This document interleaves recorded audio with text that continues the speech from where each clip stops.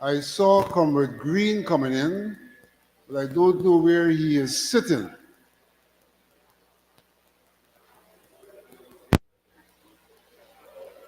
Please, let's assume our permanent seats as soon as Comrade Green is in his seat, which is at the front. Then we will commence.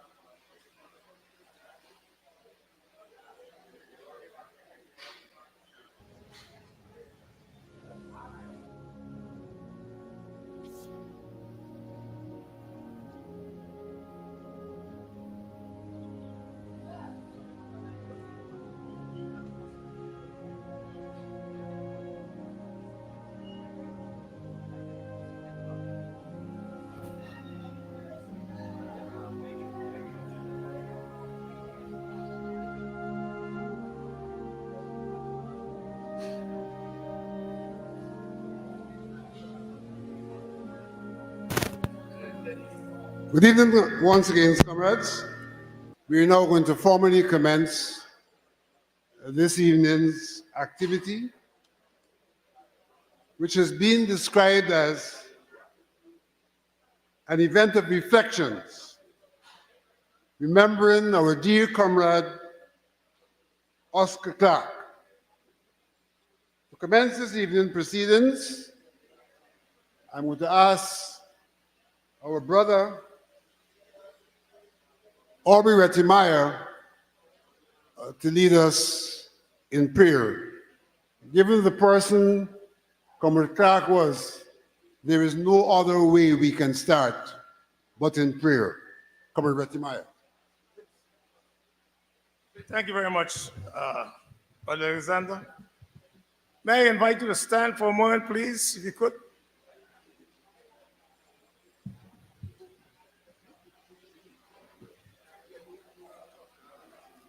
All right, let's ask you to be quiet for a moment.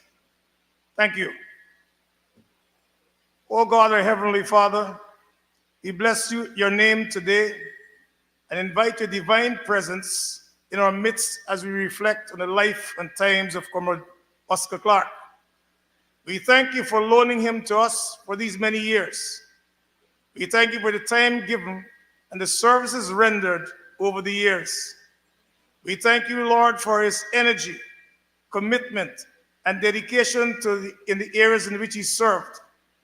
We thank you also for his faithfulness to this party and his patriotism to this country in times past and even to now. We ask for your special strength and comfort for his grieving family, friends, and comrades. And we ask, O God, that indeed his soul may rest in peace and rise in glory. In Jesus' name, amen. You may be seated, please.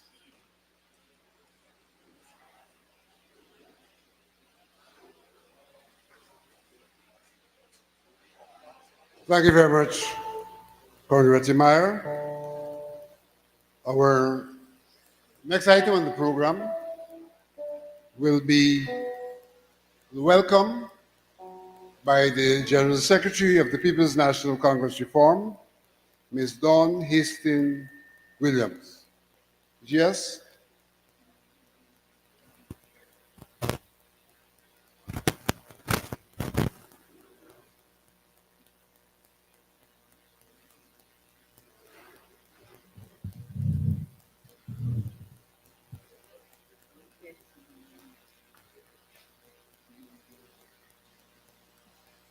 Thank you, Chairman, for tonight's program. Members of the Central Executive Committee, former Prime Minister, Mr. Hamilton Green, former Ministers of Government on the APNUAFC, friends, comrades all. I want to offer you a warm welcome as we are here together to celebrate the life of one Mr. Oscar Clarke, former General Secretary of the PNCR, a man who was devoted, dedicated, committed, and served his party and his country with pride and dignity. I can never fit in Mr. Oscar Clarke's shoes, but I have learned a lot from him. And so tonight, as we celebrate, I want to welcome all of you who are here tonight. Please feel at home. This is your home, the PNCR headquarters, also known as Congress Place, is your home. You can come here whenever you want to be or to find out anything. On a personal note, with Mr. Oscar Clarke, when I first met him here, right here at Congress Place, and was introduced to him in 2010, he said, Miss Hastings, who to Humphrey Hastings? Who to Anderson Hastings? And you are from Clarke? I said, yes, Mr. Clarke. And then he says, how is Abel Cramer? How is Goodrich Cramer? And he will go on and on. And so last night, when Miss Sampson and others mentioned that Mr. Oscar Clarke knew almost everybody in this party, and I shook my head because I can relate to that. And after that, every time he sees me, he will say, Miss Clarke, how are you? And how are my folks way back in Cameron, in Bamadai, Parima? And he will start to call the villages. That was Mr. Oscar Clarke. Mr. Oscar Clarke passed away on Wednesday, 15th of May, 2024. He was appointed the General Secretary of the PNCR on the 1st of December, 1998. He started his service in the PNC in the youth arm at age 26, he was selected to represent the party in the National Assembly at a very young age. He started in 1965, he was made a parliamentary secretary and served as Deputy Speaker of the National Assembly from 1st January 1969 to 31st of December 1969. He also served as a Member of Parliament for 21 years. And in 2015, he was awarded the Cassie Crown of Honor for his exemplary public service to Guyana. In a long and illustrious career that spanned over 5 decades, Oscar Clarke served his nation as Minister of State, Minister of Regional Development, Minister of Home Affairs, and Guyana's High Commissioner to Zambia and the frontline states, and an ambassador to the Republic of Cuba. Comrades, Mr. Clarke retired as the party's General Secretary on the 30th of June, 2017. To his family, who are with us this evening, my condolences on behalf of the party, the PNCR. We ask that you cherish his memories, as we will, the good times you had with Mr. Clarke, and even the bad times. His memory will live forever. May his soul rest in peace and rise in glory. I thank you.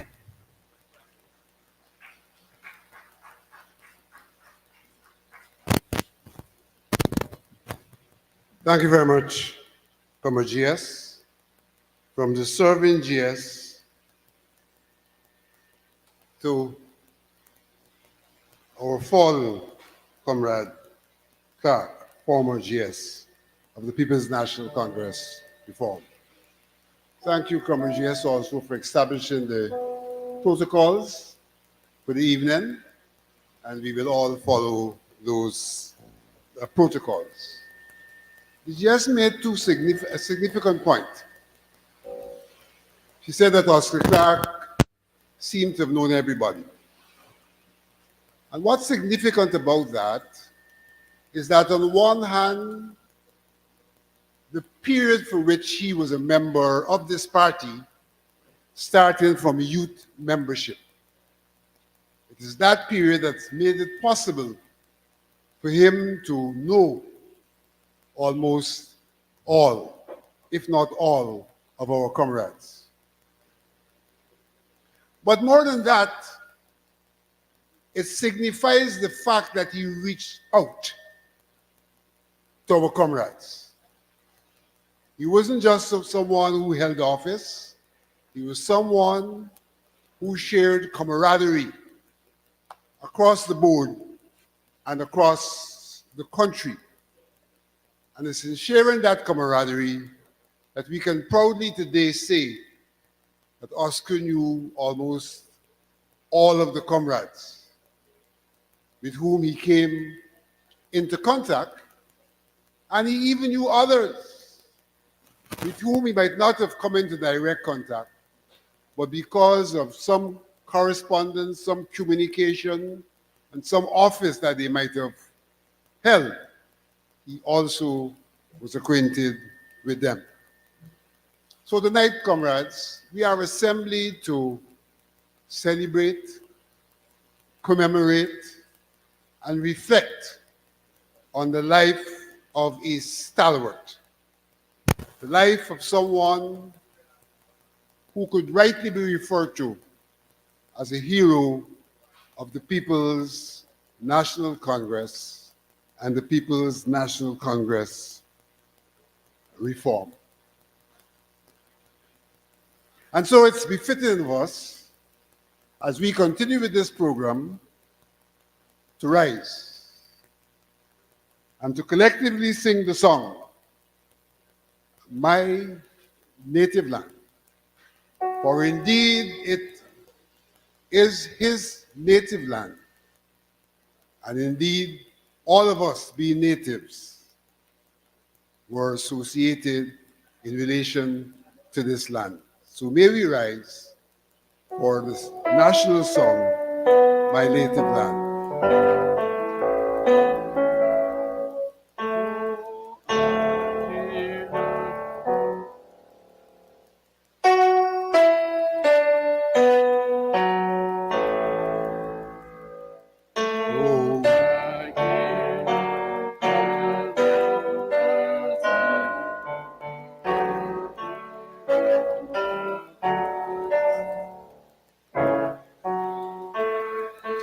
Hold 1 second. Just hold 1 second, please. You know, we have to fill a gap. Oscar's death has created a gap in this party. He was the one who used to lead us in singing. And tonight,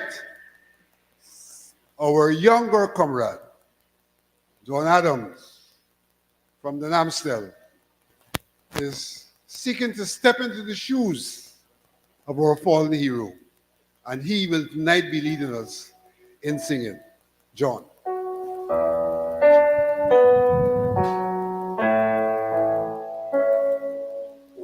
I cannot that others drift over fair lands afar, with silver lakes and placid streams near the evening star. I care not though their wealth be great, their scenery be grand, for none so fair as can compare with my own native land. Their sylvan vales and rippling brooks may charm me when I roam, but what of that? No brooks and vales can steal my love of home, where I in childhood used to play, and where the old folks rest. Must be to me, where'er I be, the dearest and the best. And though I roam o'er hills and dale, and brave old Neptune's foam, o'er crags and rocks and mossy dells, I still will turn me home. For when at length I come to die, I want no gilded tomb. Just let me rest within thy breast, where thy sweet flowers bloom, where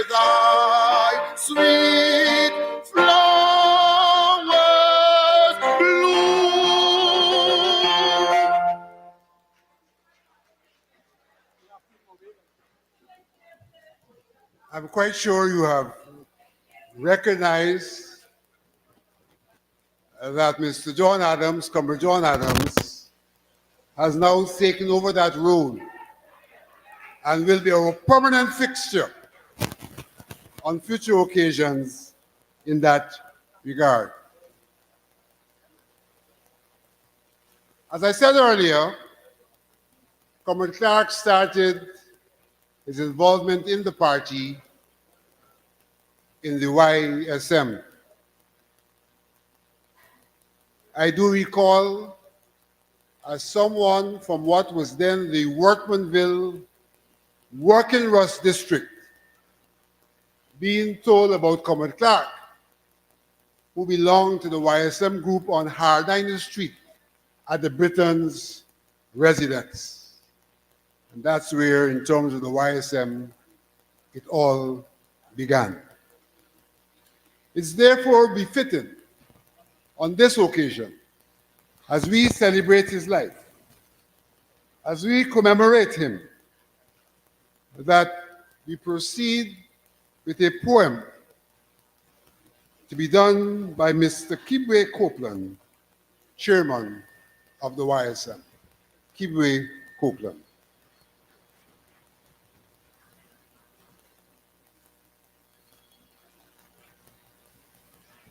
Good night, all. I know this week, following from the day that our beloved comrade Oscar Clarke would have left us in the land of the living, continues to be sad.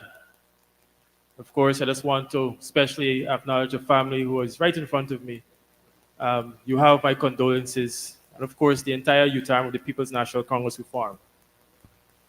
Comrade Clarke indeed is a special individual, and I say is because in every respect, he still lives with us.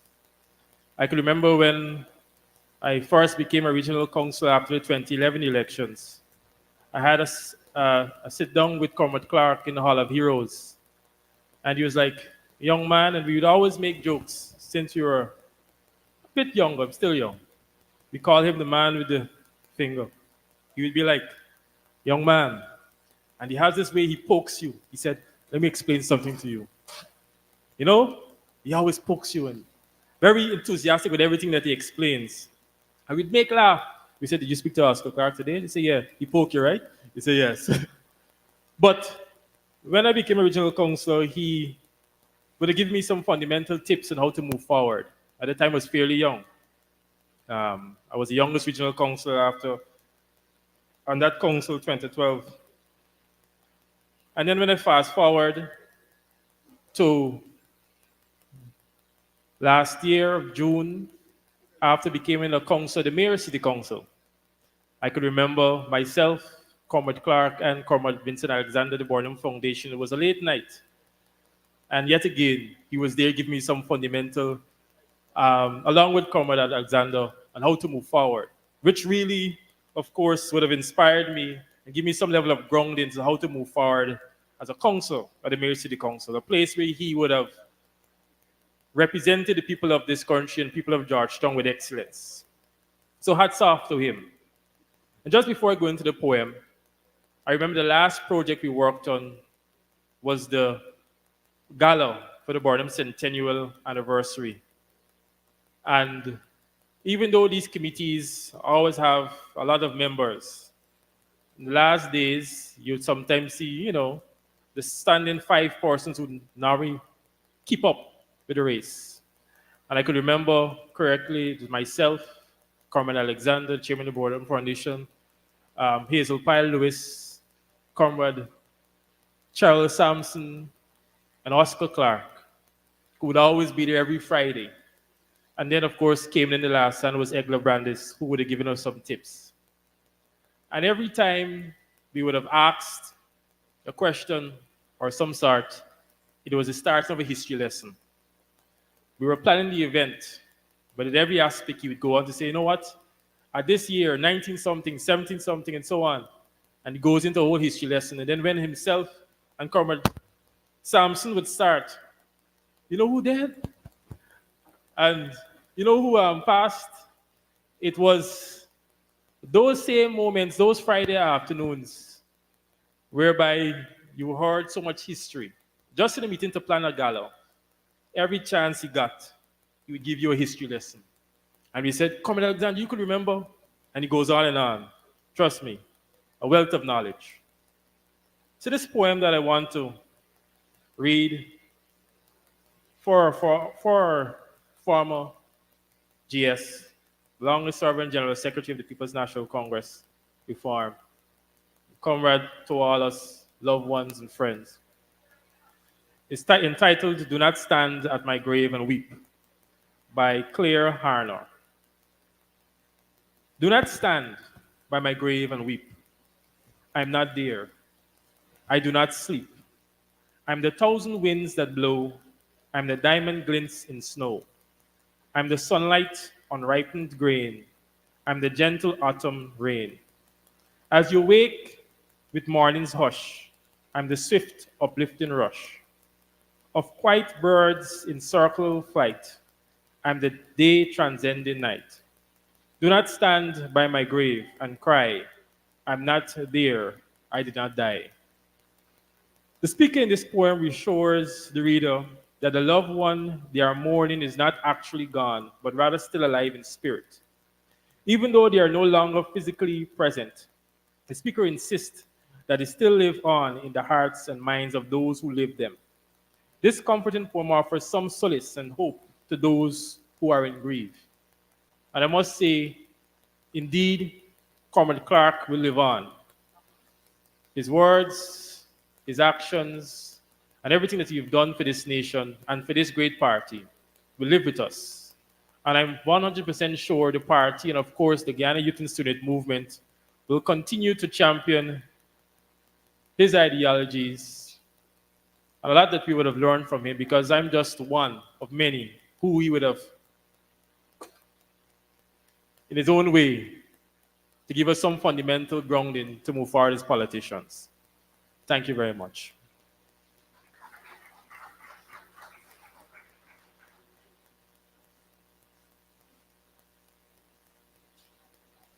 Thank you very much, Comrade Copeland. Indeed, Comrade Clarke lives on. He lives on in John, who will sing on. He lives on in Copeland, who will continue to give leadership to our young people. Indeed, he lives on. We now have tributes, and the first tribute will be done by the National Congress of Women. And there's a reason for that. It's not my intention to have the tributes in any particular order, except to start with the National Congress of Women. In my living memory, the only other male who the National Congress of Women embraced as a member without any issues about the maintenance of the agenda was the former General Secretary, late Dr. Ptolemy Reed. And Dr. Reed went a little beyond Oscar. Oscar never wore the uniform. Dr. Reed actually wore the uniform of the National Congress of Women, albeit he didn't wear the skirt, he wore pants. But Oscar walked in his footsteps, and Dr. Reed lived on in Oscar's relationship with the NCW. I'm looking to see who will walk in those footsteps. But it behoves us to call the NCW to give the very first tribute. Not only did Oscar become associated with and a virtual member of the NCW, but they claim that they are the backbone of the party. And it's like a woman walking next to her husband. And so the women worked with and walked next to Oscar. Comrade Carol Vera will distribute on behalf of the NCW.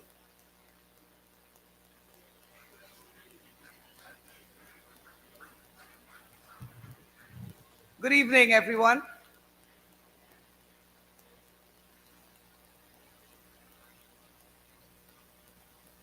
Comrade Hamilton Green, former Attorney General, Mr. Basil Williams,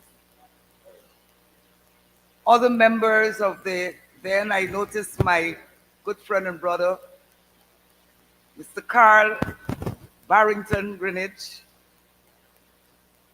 Welcome home. The National Congress of Women lost a friend and comrade. Oscar Clarke, who departed this earthly life on Wednesday, 15th May 2024, Oscar gave extraordinary service in significant positions of politics, public life, and civic life. The National Congress of Women worked closely with Oscar during his tenure as General Secretary of the People's National Congress Reform. Oscar avidly supported the NCW's work to empower Guyanese women in all sectors of national life. Periodically, he urged the NCW to be guided by the contribution of the transformational leaders who founded the People's National Congress Women's Auxiliary, the precursor to the National Congress of Women. Some of those leaders were Jane Phillips Gay, Winifred Gaskin, and Margaret Ackman John. He had a high respect for the leadership abilities of female PNCR members and their dedication to the party. That is why we are the vanguard of the vanguard. Oscar Clarke came from a humble background. Before entering Parliament in 1964, he was a supervisor at the Postal and Telecommunication Department. While serving in the youth movement, the PNC's leadership recognized that he was multi-talented and selected him for higher office as a parliamentarian, deputy speaker, minister of government, and diplomat. He also served as a councillor of the Georgetown City for many years. Oscar also served with distinction in different roles in the PNCR, such as the PNC Youth Organization and the PNC Secretariat. After serving credible in public life, he was appointed to the esteemed position of General Secretary of the People's National Congress and the People's National Congress Reform. He worked at Congress Place, where he served conscientiously with 3 PNCR leaders with different leadership styles. Oscar's political acumen enabled him to gain the trust of the late leader, Hugh Desmond Hoyt, and former leaders Robert Corbyn and David Arthur Granger. They were confident that the lifeblood of the PNCR, the Secretariat, was in the safe hands of Oscar Clarke, a leader of integrity. Oscar provided stability for the party. During one of the most challenging periods of the PNCR's history, Oscar was a principled person. His overriding goals was to unify, strengthen, and ensure that the PNCR achieved progress as a sustainable, influential, and respected national political party. He spearheaded the reinvigoration of the PNCR, which played a crucial role in the election of the APNU-AFC coalition to government office in May 2015. Against the background of his extraordinary contribution to Guyana, Oscar Clarke received the National Award, the Cassie Crown of Honor, for his dedicated service to Guyana for over 6 decades. Prominent members of civil society respected Oscar and admired his patriotism, dedication, and distinguished service to his motherland. His professional decency in carrying out his duties was also highly regarded. In his different roles as servant leader, he worked with purpose and vigor to improve the social and economic well-being of the Guyanese. While he served as a parliamentarian, Oscar displayed civility to parliamentarians across the aisle. The chairperson and members of the National Congress of Women call on members of our party to honor Oscar's memory by playing our part, individually and collectively, to strengthen and unify the PNCR. Oscar was loyal, and Oscar gave dedicated service to the People's National Congress reform. Oscar's memory will live on in the very fabric of the PNCR, and may his legacy inspire our members to serve with dedication and build a united and disciplined party. Our cherished comrade Oscar has gone to the great beyond, but his activism lives on, and his voice resounds. A luta continua, the struggle continues. Let us remember great and extraordinary PNCR, PNC leaders, heroes and heroines who departed this earthly life and inscribed the name of Oscar Clarke on the list of heroes of the People's National Congress reform.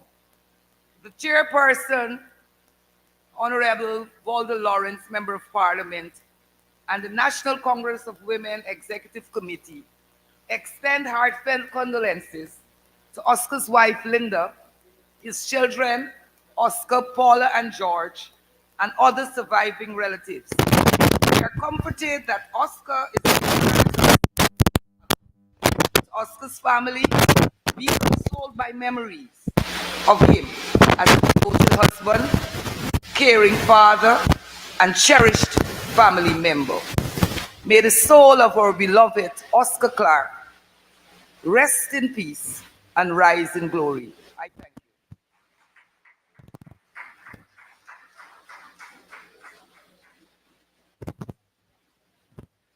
Thank you very much, Comrade Carol. Now, I said that specifically. You may recall that when I introduced her, I said, Comrade Carol Vera. And she whispered to me, and she came up, but these comrades don't know me as Comrade Carol Vera. I think she's better known as Comrade Carol Joseph. But I can only call her Comrade Carol Vera because that's the name I think Oscar would have called her. And that's the name Oscar knew her by, Carol Vera, whose mother was one of our stalwarts and one of the first coordinators in the lodge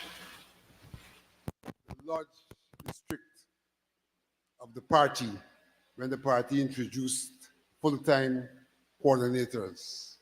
So the name Vera resonates with us, should resonate with us as much as it resonates with Oscar. I'm going to call someone from the East to bring the second tribute. And I'm calling someone from the East because that's a place where Oscar did much of his work as a politician. After serving in Parliament, when he became one of the first regional ministers for the then East Berbice area. And so I call upon our comrade, Dinesh Jaiprasad from East Berbice to bring the next tribute.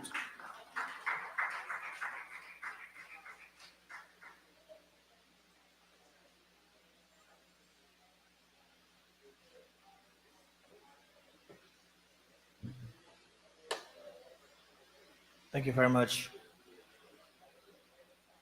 Mr. Vincent Alexander.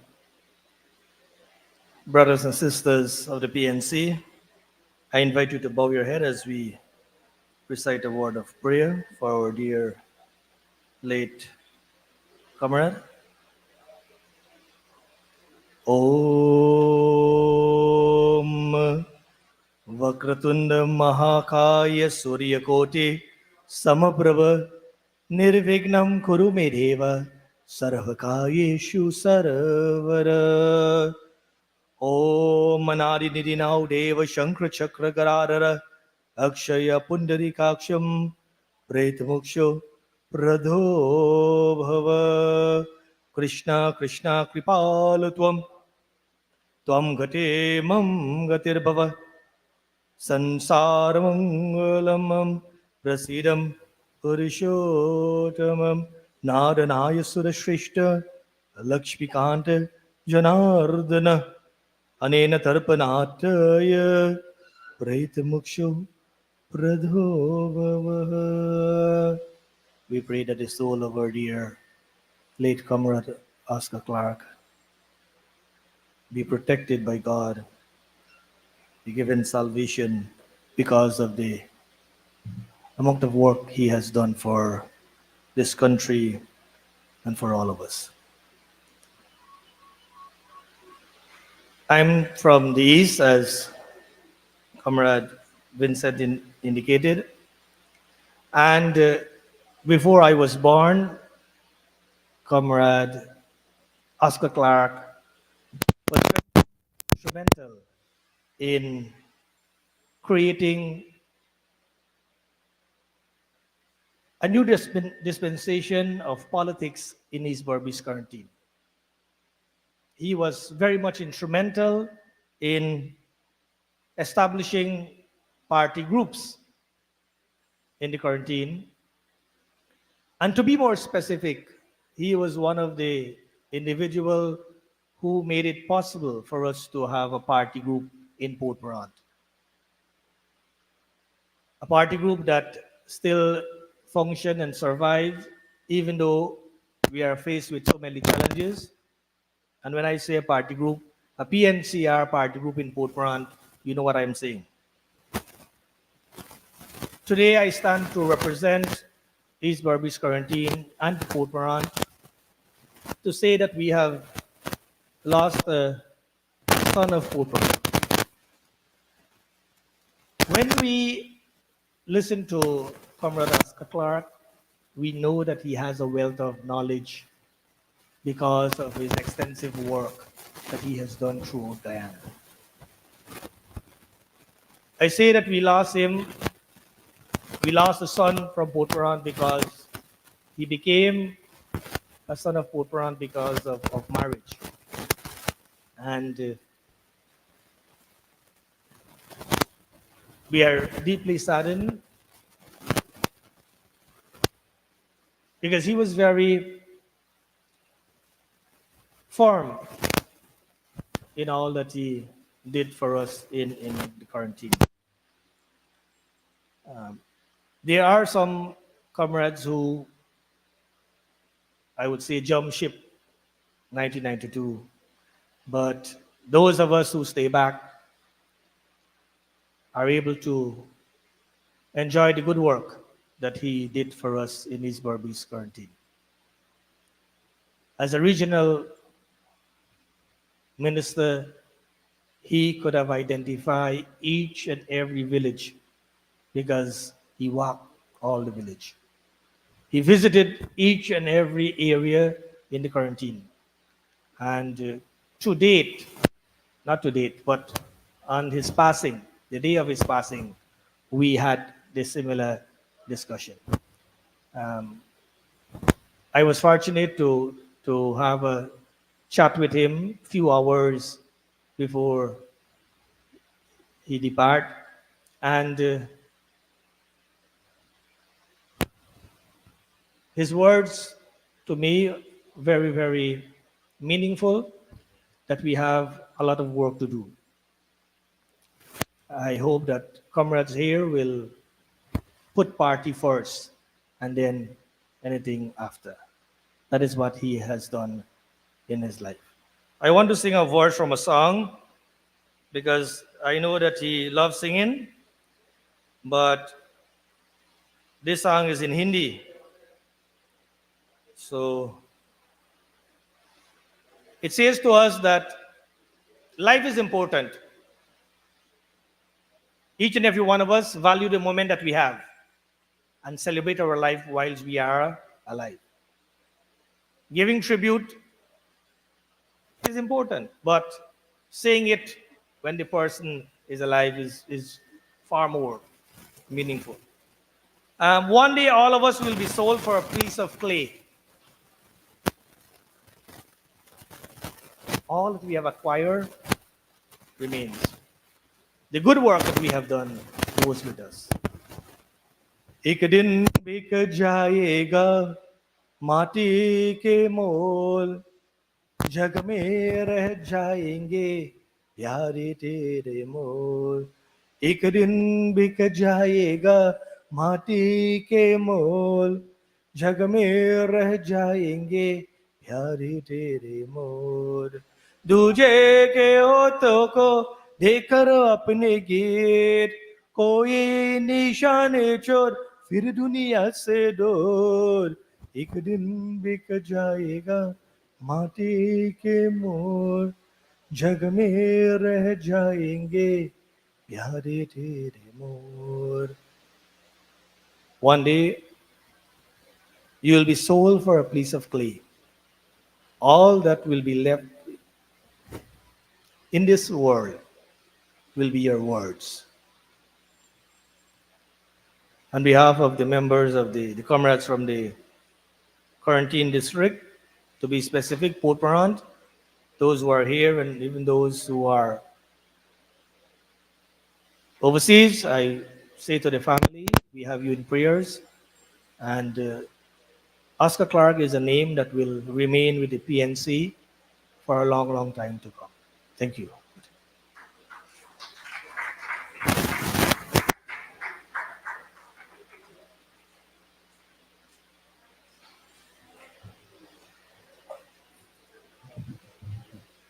Thank you very much, Comrade Jai Prasad.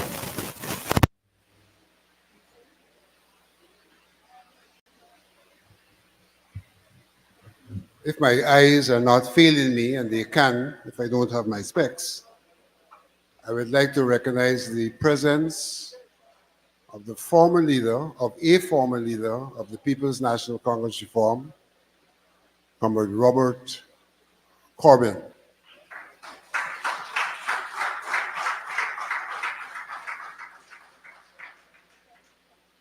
Comrade Corbin is one of those persons who would probably know Oscar better than most of us because of their association in the youth arm of the People's National Congress, the young socialist movement.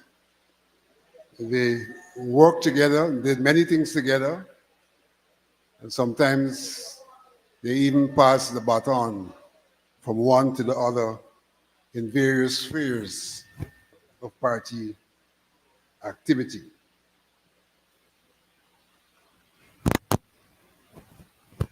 When Carol spoke, she made a point which needs to be repeated. And in some regards, Dinesh referenced that. And that was Oscar's loyalty. It is because of that loyalty to party that Oscar was able, as Carol said, to work under three leaders of different styles, but all, be it different styles, to work with them in the interest of the party because of his commitment and his loyalty. His loyalty. And so as we reflect on Oscar's life, there are obviously lessons to be learned.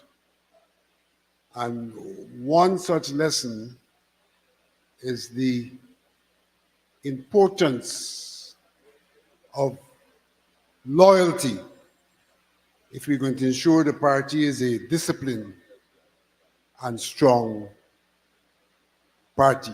So let's not just reflect, but let's take lessons from those reflections. And loyalty is indeed a lesson that can be taken from the manuscript of Comrade Oscar Clarke.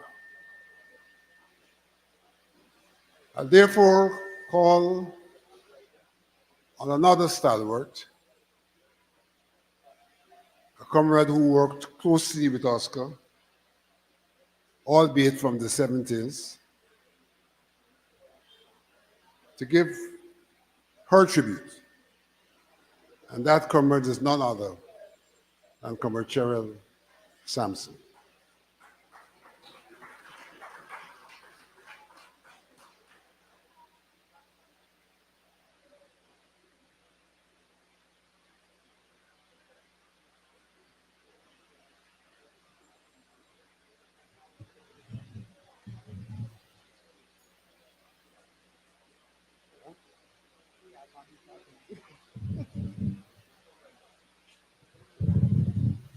Thank you.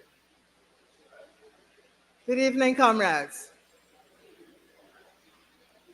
I mean, after hearing the previous speakers, I'm not so sure why it should be called. But Oscar Eliezer Clarke would have said to me, you got to do it. Go and do it. And so I worked with Oscar in the National Congress of Women. Carol has given you a tribute on behalf of that party, of that arm. I think I will talk about our personal experiences. With Oscar, I learned the geography of Guyana because I had to go with him whenever he was going to funerals. Somebody said, you only have to tell Oscar X is dead or Y is dead. Give him a card and a wreath, and the party is present. And as such, he had to have a tag along many times. And because I think I was interested too in the work of the party, I traveled with him. And those are the times when you knew how many people Oscar knew. The comrades from Region 6 talked about the different areas.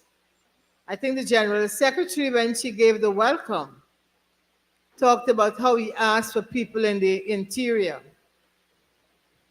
I remember going to Monkey Mountain once, and it wasn't on party business. I was part of the Ethnic Relations Commission then. And I saw a young lady, a teacher, coming with some children. She looked a little aged, but for some reason I thought this would be the person.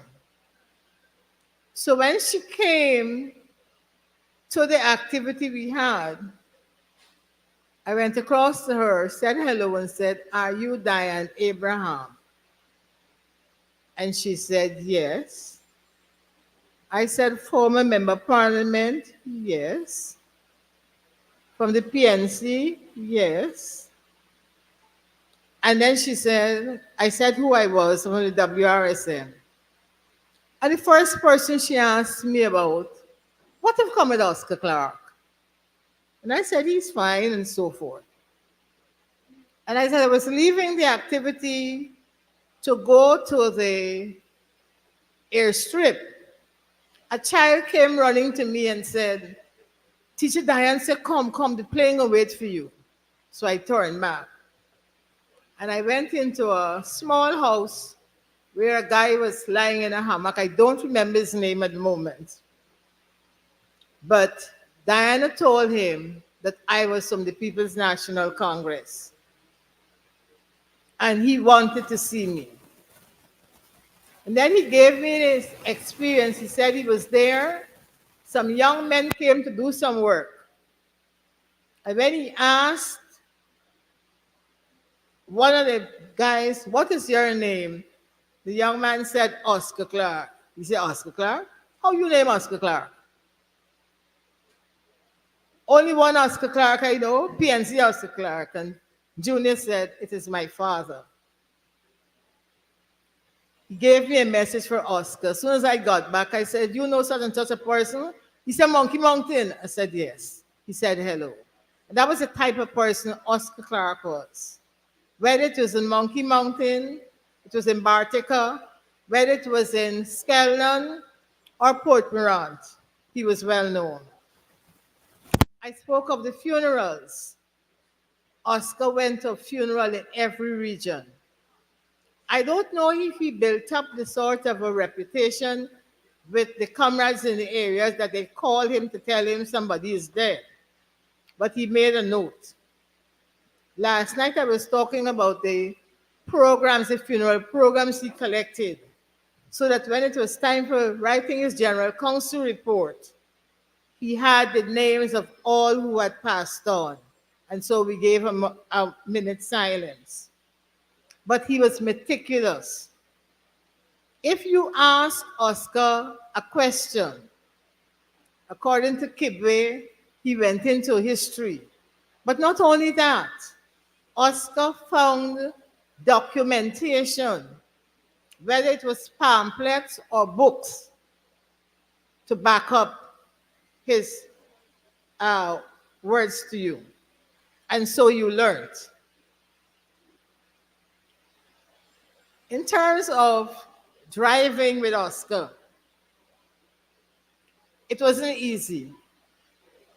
Oscar was a Speedy Gonzales. When he put his foot on that gas tank, gone. Last night I was telling people about my experience going to Puerto Rico with him. I remember we were going somewhere as a party group, and we had to go up the East Bank. For whatever reason, the driver of the bus was not available, and Oscar decided he was going to drive. I mean, the comrades in the bus been screaming, "Oscar, slow down. Oscar, slow down." And Oscar was dashing and going in between. When we got around that turn by the Houston bypass, Oscar did a magic and he got between two vehicles, a minibus and something else. And all we hear was clang. His rear view mirror hit the other rear view mirror. You think Oscar stopped, Oscar gone. But that was our Oscar. Kibwe talked about the poking. Kibwe, I think my shoulders hurt too from that. But it was part of him.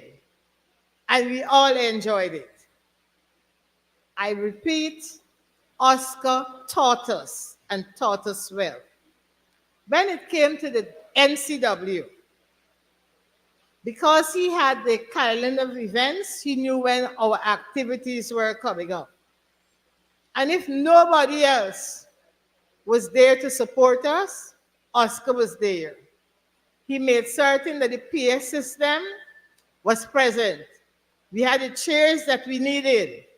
And he was coming to the place to make certain that it was there. Then he would leave and he would go back. I think once Oscar got into trouble with the NCW. And I can say it because, things have passed on. I had come to a member meeting of the Central Executive one night and discovered that in the minutes, I had missed the meeting before. And in the minutes was something which says that there is going to be a retirement home which will be erected on 44 Public Road, Kitty. I don't know if Vincent remembers that, but I know for sure one Robert Herman or Orlando Corey remember that. He wasn't the leader at the time. And so I put up my hand and asked the question, a retirement home at 44 Public Road, Kitty, that is the headquarters of the WRSM. And then I was told, yes, permission had been granted for the takeover, and this retirement home was coming up. So, but I don't understand, nobody told me. At that stage, Robert Herman and Orlando Corbin came to my rescue. He got up and he said, comrades, if the chairman of the organization doesn't know, we can't go with this thing. We got to have a meeting with them. The then leader directed Oscar Clarke to come with the other comrade who was part of the activity to meet with the executive of the WRSM. I think we had just changed our name to the NCW. Armia Johnson, who was my predecessor, had just given up the position, but was still in Guyana. And I said to Armia, come to the meeting. She said, no, if I come, I can say the wrong thing. But then I called on another former chairperson, and she said she will come. So those of you who know how the executive will sit in a sort of a, I don't know if you call it a horseshoe or whatever, square, anyhow. We were sitting there, and in walked Oscar and the gentleman. So we had the seat ready. They didn't take a chance to see who were present at the meeting. And so Oscar presented the position that the party central executive apparently had okayed, I don't know.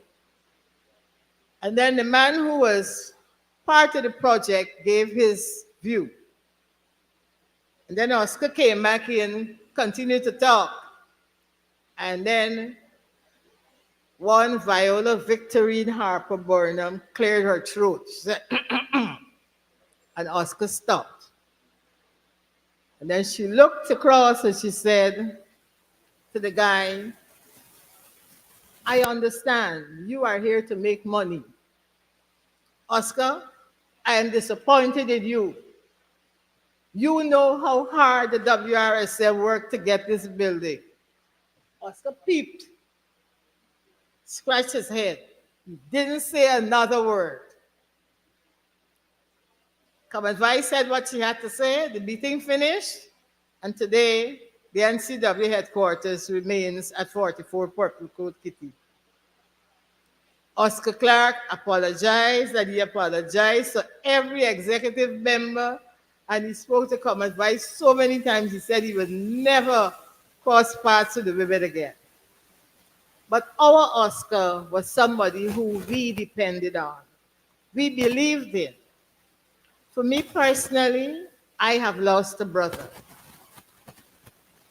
I know for sure when Robert Corbin was leader here, many times he joined us during the lunchtime when we were having our chit-chat, because for more than 10 years, I had lunch with Oscar every day on my way to work. We had fruits, we had cake, we had coffee. Alan Monroe, Yvonne Haywood Ben, Lance Carberry were the regulars. Sometimes Charles Corbin will stand by, but we had good times here. Oscar was always there for us. And when his car wasn't good enough to take him wherever he wanted, he called on me, come, I can drive. and we strayed all over the place. If only some of the comrades who are operating now could be as loyal as Oscar Clarke, things would be much better in our party. Carol Smith Joseph, in her remarks, begged that we stay focused for the benefit of the party. Let us remember Oscar's contribution to the National Congress of Women and to this party. The women of our organization will never forget him. We will never forget him. As I said, me personally, I have lost a brother. We talk so many things. We have so many secrets for each other. I recall when Oscar was getting married to Linda. I don't remember the date, but I knew it was in December. And that invitation list had just a few members of the party with other people. Walter Lawrence and I were in Essequibo at a children's party because we had planned it. We left Genevieve Allen to continue with the women in Essequibo, and we traveled back. It rained. We crossed the Essequibo River by night. We came, we stopped at Iflot. Walter stayed in the car while I ran inside to do a quick change. I had my daughter already dressed and waiting for me. We came, we stopped in Isla Penitence where Walter changed her clothes. And we arrived at the wedding reception with umbrellas dripping. When we walked in, the master of ceremony said, "You come, put down the umbrella and come back. You got to make a speech." We traveled by night on the Essequibo River because it was Oscar Eliezer Clarke. He was my brother. I will never forget him. And so Linda, the children, the rest of the family. This man has done his work on earth. He contributed to the improvement, upliftment of Guyana. From his work in Parliament, to his work in the diplomatic corps, to his work in the City Council in Georgetown. We will never forget Oscar Clarke. His name will live on. And you should be comforted in the fact that he has done his part. May his soul rest in peace and rise in eternal glory. Thank you.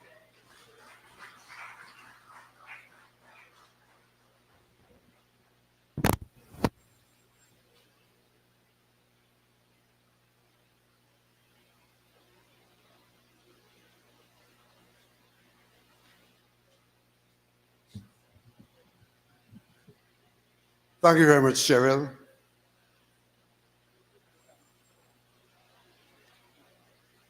Oscar came from our youth movement and in turn nurtured young people, generations that came after him.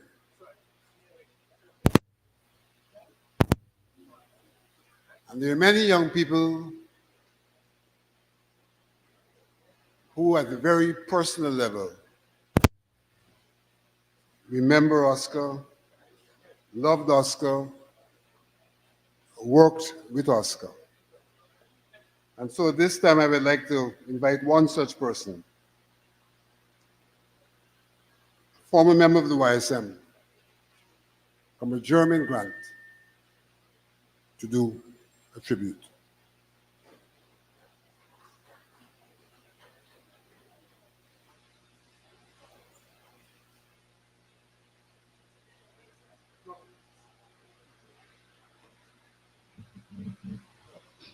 A pleasant good evening, everyone. Firstly, good night, and my sincerest condolences to the family of Oscar Clarke and members of the People's National Congress Reform. In 1997, the PNC ran a very youthful and dynamic political campaign. That campaign attracted me, and it made me rebel against my mom when she did not want me to get too involved in politics. But I went behind her back. I entered the gate of Congress Place, and I will never forget the sign I saw on entering Congress Place that said, "The People's National Congress, the party for all seasons." I still believe that today. I walked in to Congress Place, spoke to the receptionist, and said I want to join the party. And she sent me to a desk to a big man, as you would say. It was Oscar Clarke. So he said, "Who sent you here?" Right? I said, "I came on my own accord to join the party." He said, "Where you from?" I said, "From the Penitents." He said, "You're too young to join the PNC, but you can join the youth arm." And he sent me to the Working Russ group, which is the Georgetown district on Durban Street. The YSM at that time was a hot number. It was factional. You had the moderate section and the radical section. The moderate were more myself, Chris, Laureline, Donette, and the radicals was the large group, Shiaza James, and the likes. The youth arm back in those days was a force to be reckoned with. It was known as the vanguard of the vanguard. And as Mr. Alexander knows, no member of the PNC could get on the CEC without the youth vote, right? And I dare him to say otherwise when he gets back here. So it was a hot number back in the days, and I would say that campaign ignited my interest in politics. And joining the PNC ignited my passion in politics. And being part of the party informed my education in politics and my fraternity in terms of many comrades that became friends, such as Christopher Jones and others, who I'm speaking on behalf of tonight because he's at the Transfiguration Church. Going back to Oscar and the link in relation to that relationship, the youth arm at the time really relied on him. One of Oscar's, I always call him GS or Oscar. We call him Oscar behind his back, but we dare not say Oscar. We either say Mr. Clarke or GS. Mr. Clarke reposed great, and many persons here spoke of it tonight, great institutional knowledge. Anytime you go to him, he has a story to tell you. He would tell you a story. Just say a name, a location, a group, anything. He has a story to tell you, and his institutional knowledge was so deep of the party and of the country that it was a great lesson. The youth arm was also very important to Oscar, especially during Congress. We could not get anything done with Oscar leading into Congress, especially during registration. And he really appreciated the youth arm because it played a very important part in building what we call them a cadre of future leaders, right? And the youth arm back then was so dynamic. You had many youth retreats that the current leader used to conduct, for example, at Madawini. Those were the great days. Well, I'm a millennial now, so I'm speaking my part compared to the baby boomers of the party right now, so to speak. So Oscar was very instrumental to the youth arm in terms of shepherding us, guiding us, leading us, and supporting us in our work, especially when it comes to expanding the membership, expanding, creating new groups, and ensuring that the party build a cadre of youth leaders to move forward the party into the future. So I really do appreciate him for that. He was the first face I saw, and from there, the rest is history.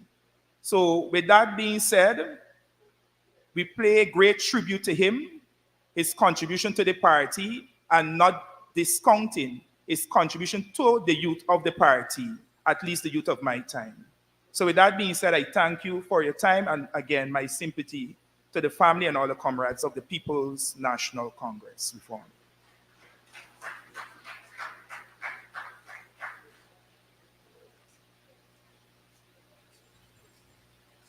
Thank you very much, Jermaine. And I'm not going to at all contest your contention that you couldn't get onto the CC without the YSM.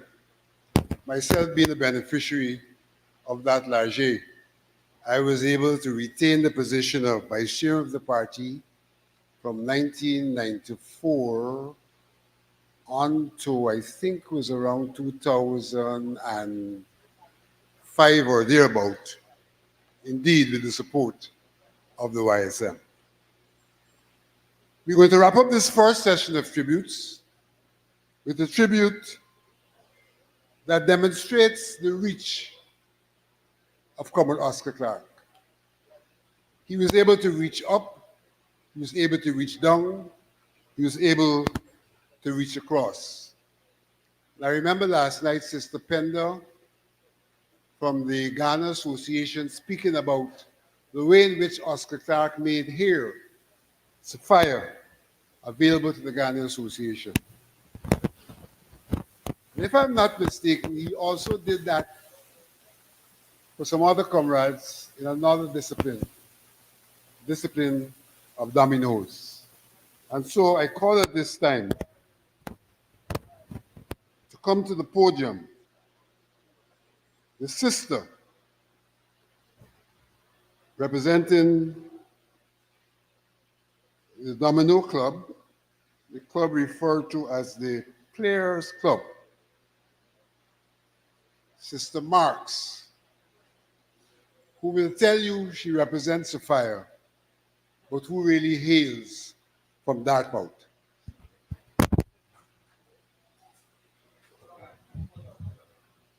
Good night, everyone. Protocol observe. My name is Miss Andrea Marks, represent Sophia. A field, B field, C field, back in the days. I represent the whole of Sophia. I come on this podium to say to my comrade, farmer leader Robert Corbin, and Mr. Astor Clarke is the person that formed Players Club. Those are the two individuals enter Sophia who know those days back in the days. We didn't have road. But how they reach. Because as a leader, I used to bully them. You have to come. And Mr. Clarke, I will miss him personal because he was like a father to me. At one time, he used to tell me, Andrea, don't give up Sophia, hold Sophia for us. And I say, as a leader, I will hold Sophia for the People's National Congress reform. And that is, and I could stand here and test to that because when the police used to visit Buxton, Agricola, and all over, when they said they're coming Sophia, this woman, the standee, used to tell them, just come through. And no police. No police. They used to call me the Gulf. And on to now, that's the name in Sophia, the Gulf. But leadership. And I want to say, Sophia is PNC. Despite of what the people in Sophia is PNC, and they will remain PNC until my two eyes close. To the wife, I just want to sing a short verse of song for you. Like a woman had a well I was seeking for the thing that could not satisfy. I find in deep inside of me, draw from the well that never run dry. Fill my cup, Lord. I lift it up, Lord, come and quench this thirsting of my soul. Bread of heaven, feed me till I want no more. Fill my cup and let me on. May soul rest in peace and rise in glory.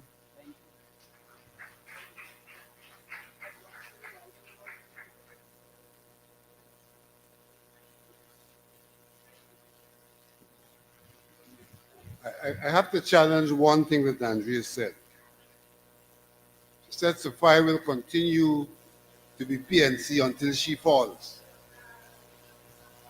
But there are a number of things about Sophia. First of all, many people do not know there is Sophia and Sophia.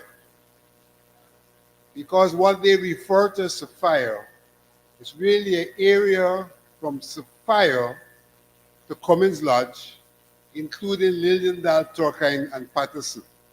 All of that is what they call Sophia. So there is Sophia and Sophia. And Sophia, the Cummins Lodge, part of Sophia, has demonstrated the growth of the work of Andrea. Because in the last local government elections, for the first time, the APNU prevailed in Cummins Lodge, Sophia. And so her son has already taken the mantle as we take Sophia forward. Comrades, at this time I'm going to ask all of you to join, and John, your work continues. Please come to the front as we engage in singing collectively the song of the Republic.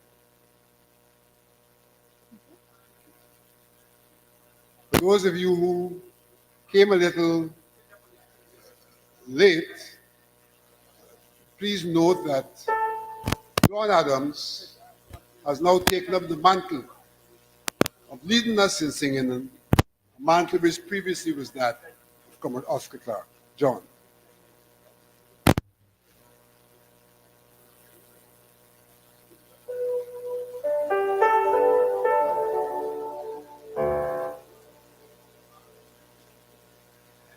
Sorry, I'm corrected. It's not yet the song of the Republic. It's Guide Me Thou, O Great Jehovah.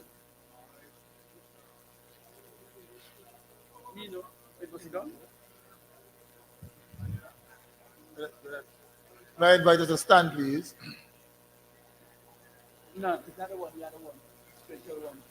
Guide me, O thou great Jehovah, pilgrim through this foreign land. I am weak, but thou art mighty. Hold me with thy powerful hand. Bread of heaven, bread of heaven.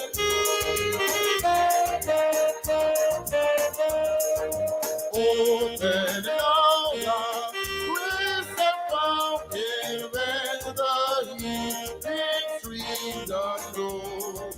Let the fiery, cloudy pillar lead me on my journey through. Some deliverance, be thou still my strength and shield.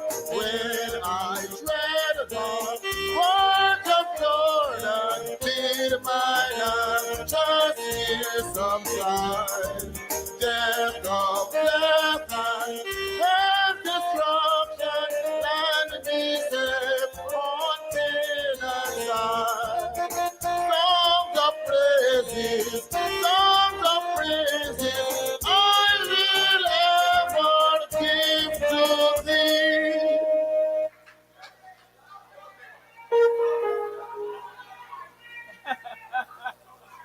John, please return to the mic.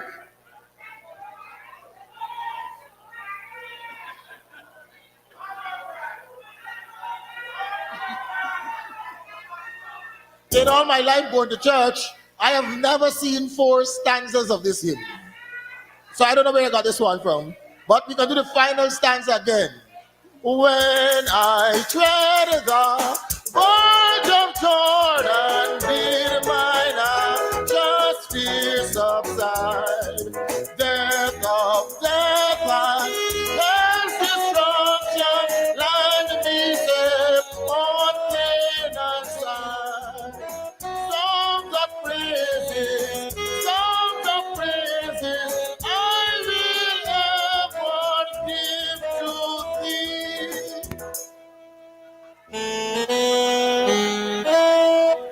you very much.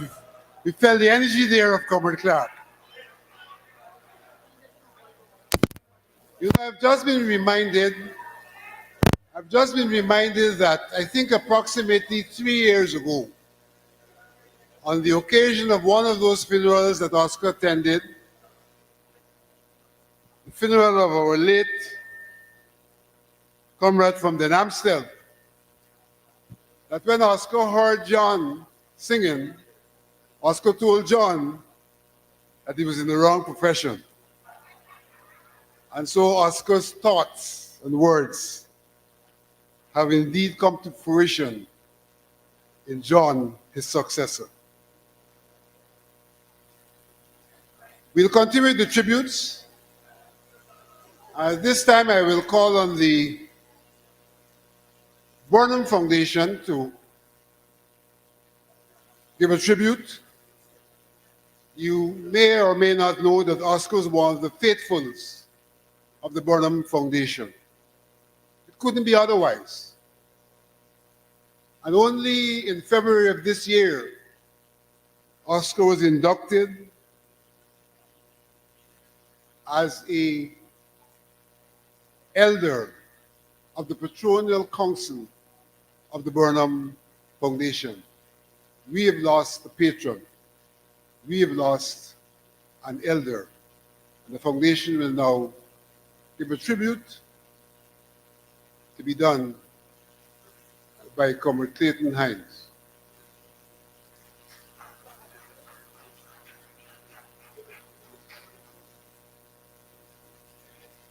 Yeah, good evening, everyone. I have listened to that very spirited song there by my friend, Brother Adams. And I know that has lifted our spirits and has bring back memories of Oscar, because those are the kind of songs, including our battle song that he loves to sing. I've been asked to pay tribute to Oscar on behalf of the foundation. Oscar Clarke, the politician. I wish to say that the life of a politician, it takes discipline of self to stay at the top. I go that again. Any politician who wishes to stay at the top, it takes self-discipline to stay there. When you get there, to remain there, it calls for qualities that are not easily attained. Oscar possessed those qualities. He got to the top and he remained there on behalf of this party. The chairman just mentioned that we have recently inducted him just February this year as an elder in the Patronian Elders of the Forbes Burnham Foundation.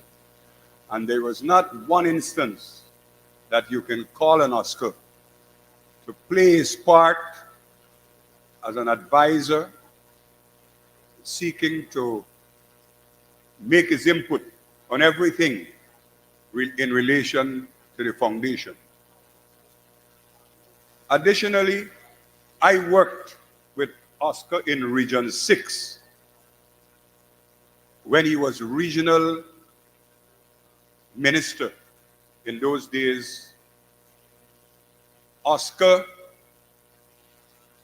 in many instances and amongst a lot of party operatives, is known as one of the best regional ministers that Guyana has had. Oscar Eliezer Clarke.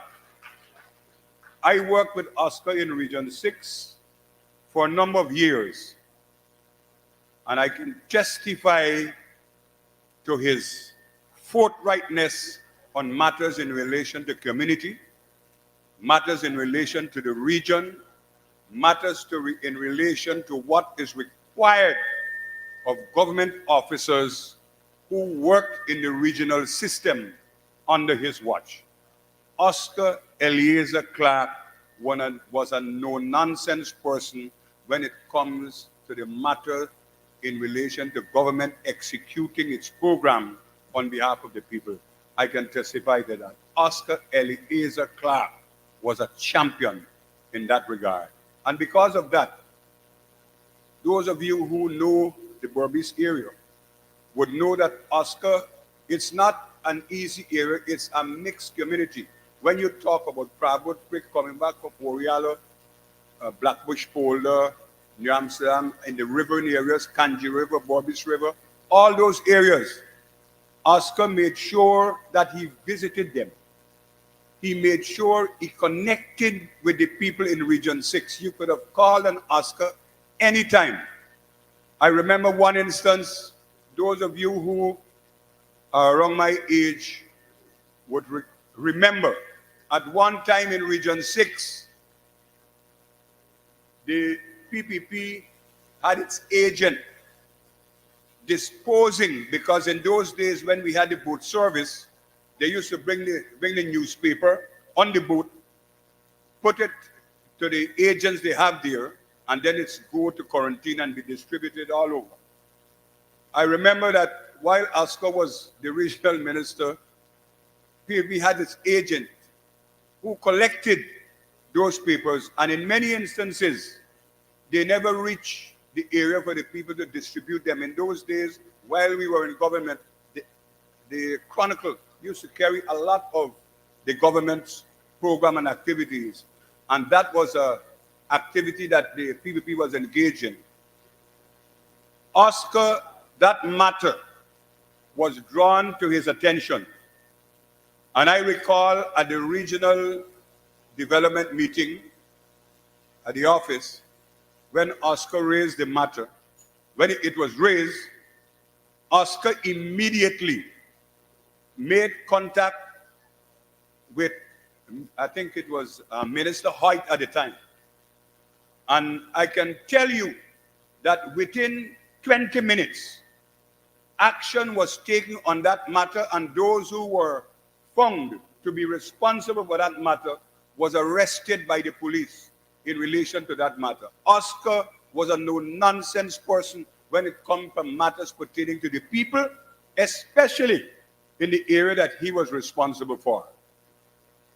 There are other instances that I recall, having worked with him, when you couldn't get, in those days, all of the ministries, they had vehicles to do things and boats to go up the river to do the work of the government.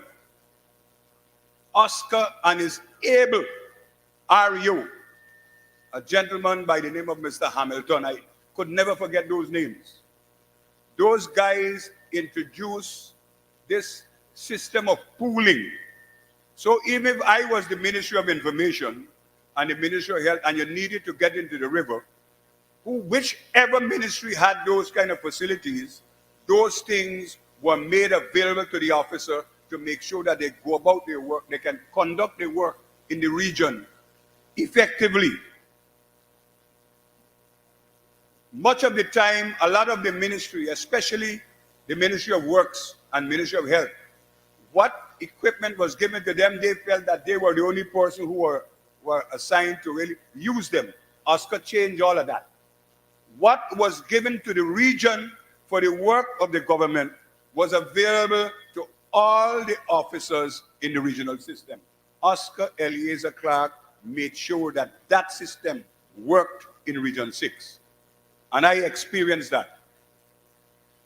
Ladies and gentlemen, it is easy for us to, on this night of reflection, to say these words, but I can tell you, having worked close with Oscar in the region and subsequently being associated with him at the level of the council, at the mayor and city council, Oscar's last word was always the word that councillors from the APNU AFC would have liked to hear.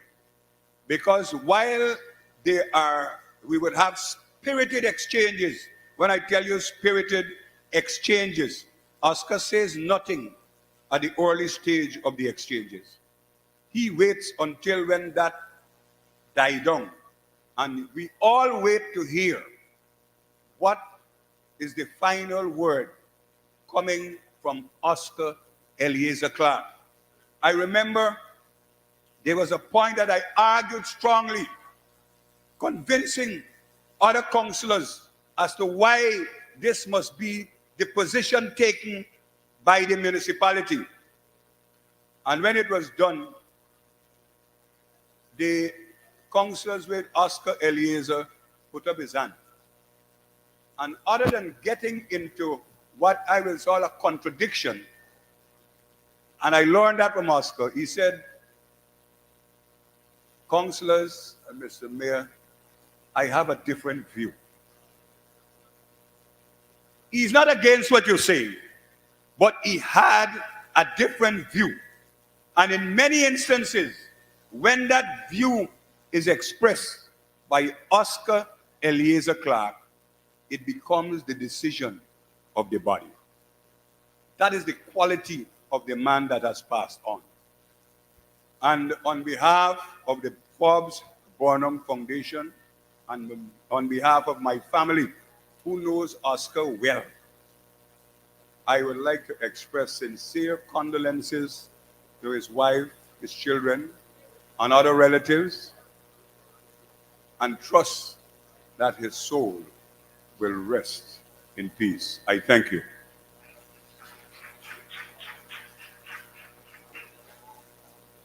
Thank you very much, Comrade Hines. I'm getting a little feedback from the back.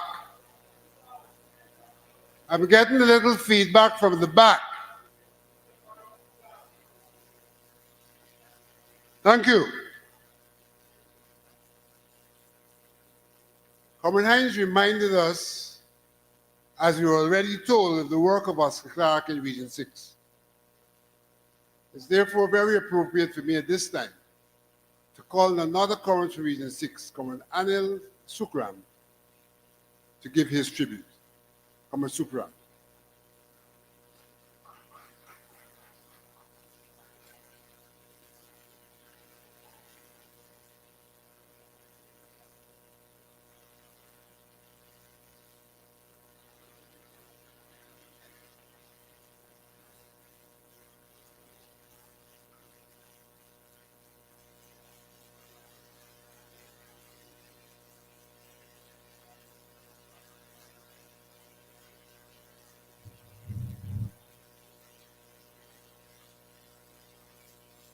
I declare the name of Jesus, the power of God, for God is good.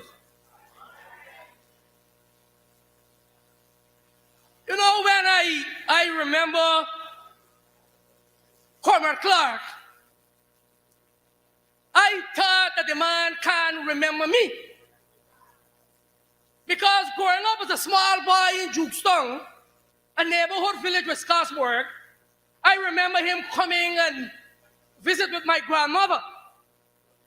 But several years after, when I saw Cormac Clarke came down on the quarantine, and he like go back street area, side street area, middle street area, he like come down to all them corners and so on. God, he like touch with people in the corners. And in case you don't know, and I heard before, he get good memory. Even at the time of his death, he remember things. He remember people's face. And he get good hearing. And I figure that, you know, like many other people, they recognize me because of my voice, for some reason or the other. And I thought that when he saw me, he immediately recognizes me. And he said, boy, I know you when I used to come home there and gap with your grandmother. We worked together, and I was privileged to work with him in the East Berbice area, even all the way to Oriel and so forth, for many years, because the man had memory, he had stamina, he had skills, and that is which many of us in this party need to develop so that we can get victory at the next coming election. Oscar wasn't any ordinary man to talk about. He could drive, he can walk, he can talk, and he can eat as well. I remember we talked all night. You know, when he comes up there, you know, during the local government election and so on, after we went back into government, all night he can talk. And when 1, 2 o'clock in the morning reach, he said, boy, the train's still open, we got to get food. And you know, we talk, he's a man with excellent character, and I wish that we can develop those characteristics as individual members to collectively bargain a victory for this party. You know, I remember Cormac Clarke. He always, like it was pointed out earlier, he always gets something to remind you of. He always gets something to encourage you of. And he always gets something to motivate you. I can recall that several party groups, as Dinesh mentioned, in the East Borbis area, existed, started, and functioning because of Oscar Clarke. I admire him in particular for visiting all those groups. He visited all those groups as a general secretary individually to ensure that they were functioning and people were operating. That's the caliber of the man. That's the quality we need to continue to develop and build in this great party of ours. He left a legacy for us, one which we should admire and admonish, because it should be there to motivate us for the rest of our lives. With that in mind, I would like to express my sincere condolences to his immediate family, extended family, party family, friends, associates, and comrades. Long live the PNC. Thank you.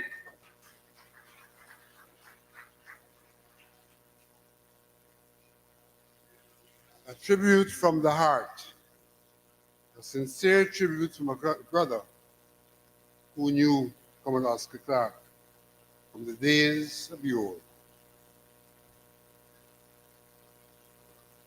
As was mentioned earlier, Comrade Oscar Clarke was involved in our regional system as one of our first regional ministers. There are those who are walking in his footsteps as we try to carry regionalism forward. And one such person is our dear comrade, Ganesh Maipal, the Shadow Minister for Regional Development and Local Government. I now call Ganesh to give his tribute.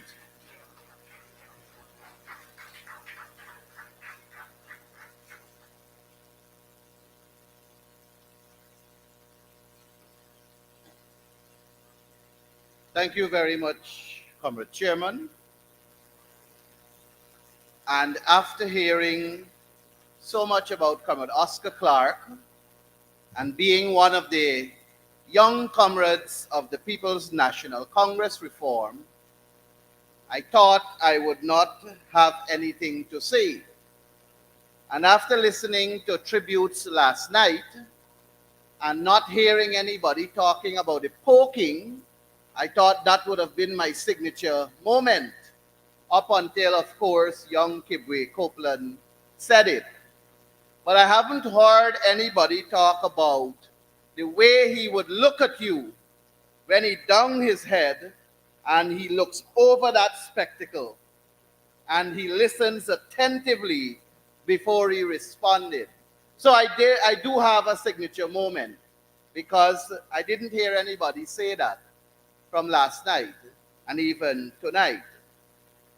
But when I joined this party, the People's National Congress Reform, I had the chance of rubbing shoulders with some stalwarts whom I believe are still with us, some of them, and can give us that guidance that we so need.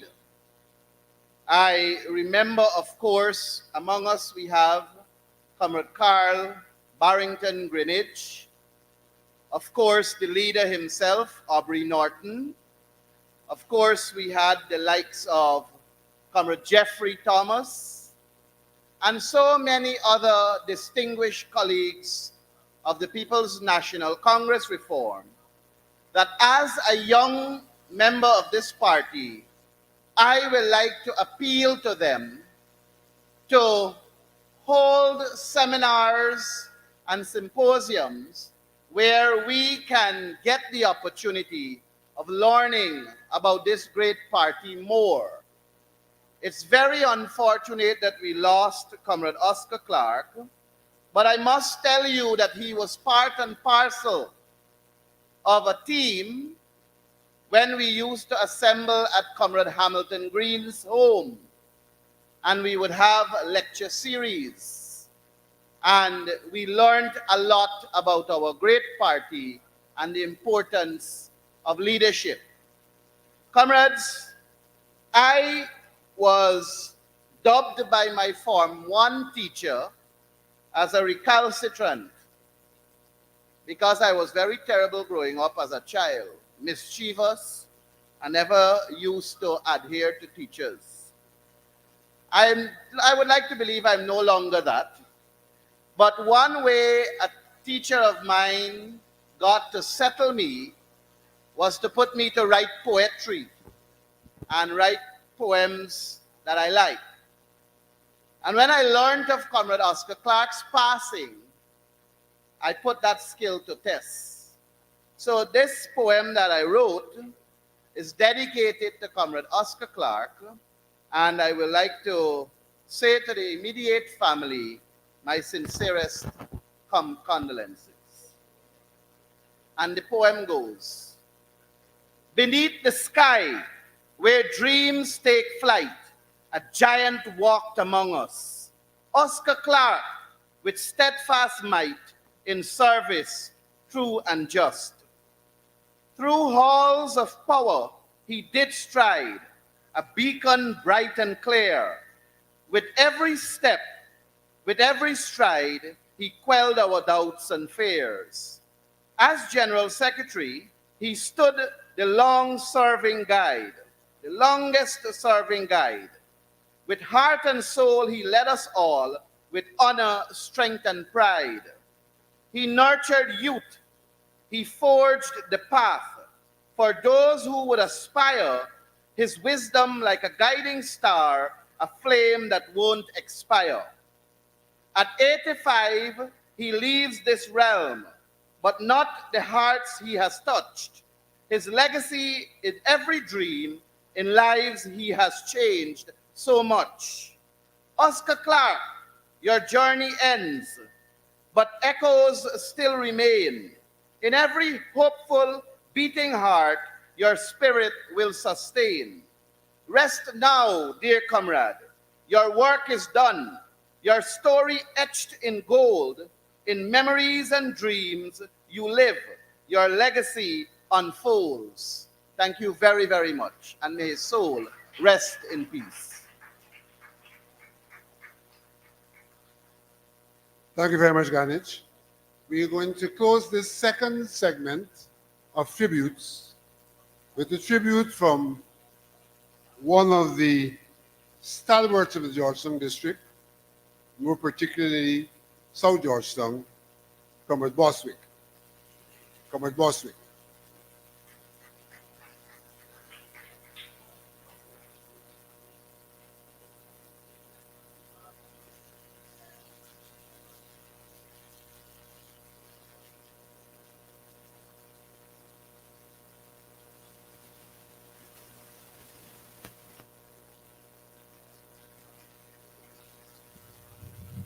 Rally to the PNC.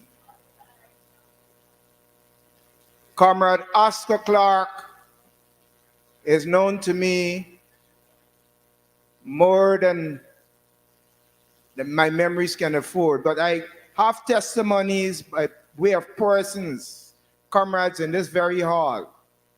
When I joined the YSM, I was 12 years of age, because that is only true. That particular political entity, you could have become an adult member of the People's National Congress before it became reform. But one thing struck me with Comrade Oscar Clarke. I have a photograph that is 28 years old. That photograph was taken in Hunter Street, All Boys Town, where the history, catastrophe, and memories of Jermaine Wilkinson derives and still alive. An interaction with Comrade Oscar Clarke there from and beyond confirmed the person who my mother, may her soul rest in peace, at first introduced me to when she was then a member of the Women Auxiliary in the comradeship of Commodore Mina Johnson and the likes. Some names I can remember. But the reality is that from 1979 to this date I stand, I remember every encounter with Comrade Oscar Clarke, my elder, my senior. And if there is any regrettable moment of those encounters, those moments I cannot remember. And I recall when I had a discussion with Comrade Oscar Clarke, similar like the Ghana Association. I told Comrade Oscar Clarke that the atrocities then that is befall our country, where our African brothers were fallen to the stage of genocide, I told Comrade Oscar Clarke that the Justice Adjournment Committee need to have it publicized. Hence, the Board of Horror was created. Comrade Ian Andrews, if he's anywhere around, can bear testimony of that fact. Through Comrade Oscar Clarke, the Board of Horrors visit every region in this country to testify, lest you forget, lest you forget. When we began to record how our African brothers' lives were sniffed out through different political persuasions and political apparatus, it was Comrade Oscar Clarke that gave me that strength and that courage. As I stand here, I said it once, and I'm saying it here again. There are two, amongst many, but there are two distinguished persons in my whole political life, apart from Comrade Lyndon Fopp Sampson Burnham. There are two persons distinguishedly amongst many that will always leave a legacy of memory in my mind. And here's it what it is, the truth be told. Those persons are David Arthur Granger and Comrade Oscar Clarke. Comrade Oscar Clarke motivated me to know that it is easy to be angry, but in your anger, hurt not yourself and hurt no one. And those words will always live within my memories. When I met Comrade Oscar Clarke as a colleague at the Mayor and City Council, I recall being on committees which he chaired, and I cannot recall a moment like one of my colleagues alluded to earlier, that he ever contradicts anyone's point of view.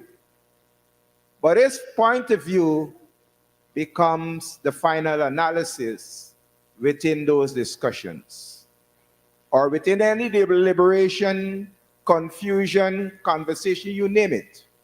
Once Comrade Oscar Clarke have a say, his saying or his introduction or his involvement became the final analysis, and it leaves without any corruption, without any umbrage, and without any malice.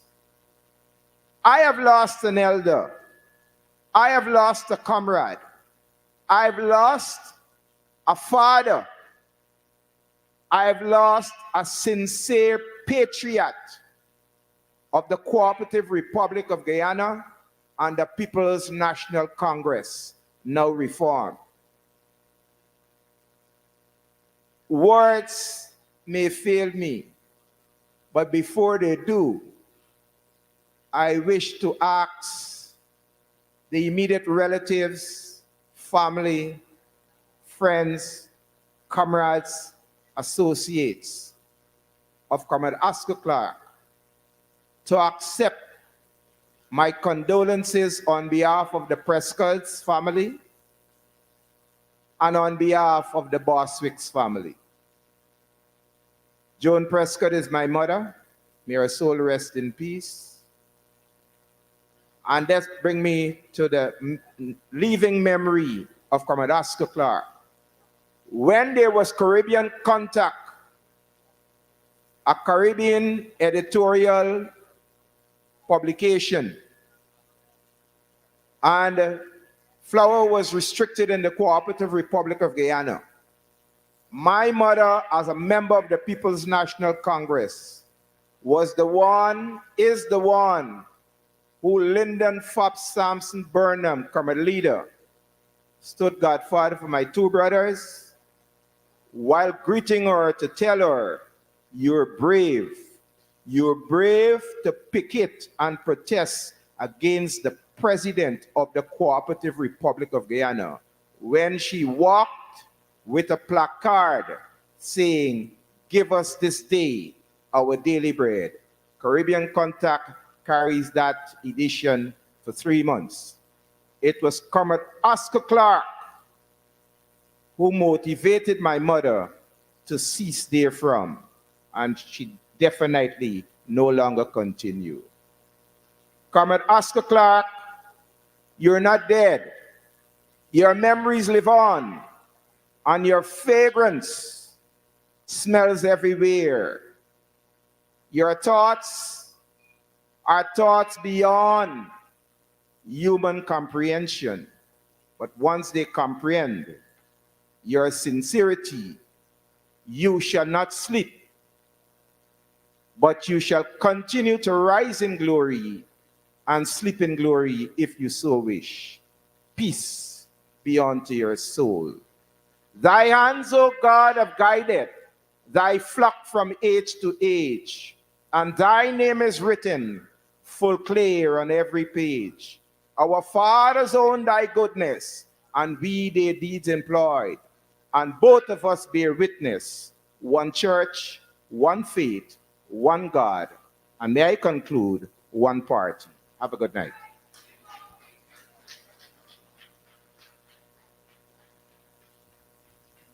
Thank you very much, Comrade Boswick.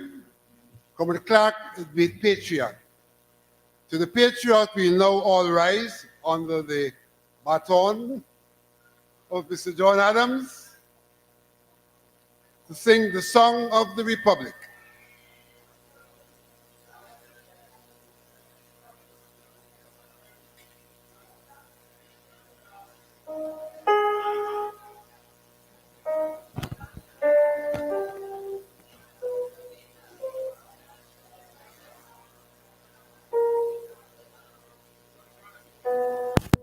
We'll stand and sing, man. We can change positions, huh?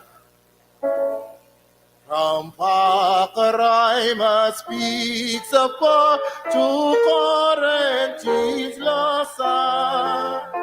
For children pledge each faithful Lord to guard Guyana's lands, to foil the shock of rude invader would violate our rights, to cherish and defend forever the state that gave them birth. We hold the nation's mighty sword, construct our nation's prayer. Freedom or everlasting goal, courage and truth or hate, on healing and a quest for peace, like ancient heroes brave, who strive and never cease with strength beyond their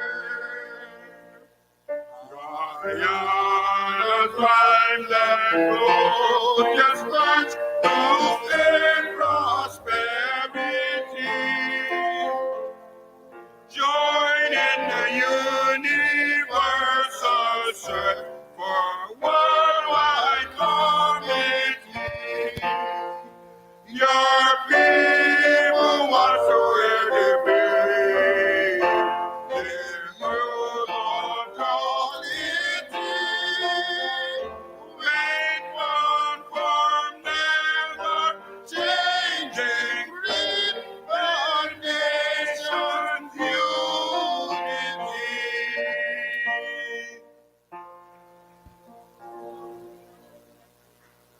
Thank you very much, comrades. It seems as if we have more than one aspirant to take up the position that Comrade Oscar Clarke held. Comrade Hines joined in there with Comrade Adams. We're now going to have our last round of tributes. I have not been restricting anyone in terms of the length of their presentation. I think it is worthy of Comrade Clarke to have you say as much as you want to say. But I know that those who are coming now, they're the old, disciplined soldiers, and they will respond to the temperature. The first person I wish to call on is Comrade Glenn Harewood, who represents the North American region and the women of our party in particular. Comrade Glenn Harewood, as you all lend your ears to what she has to say.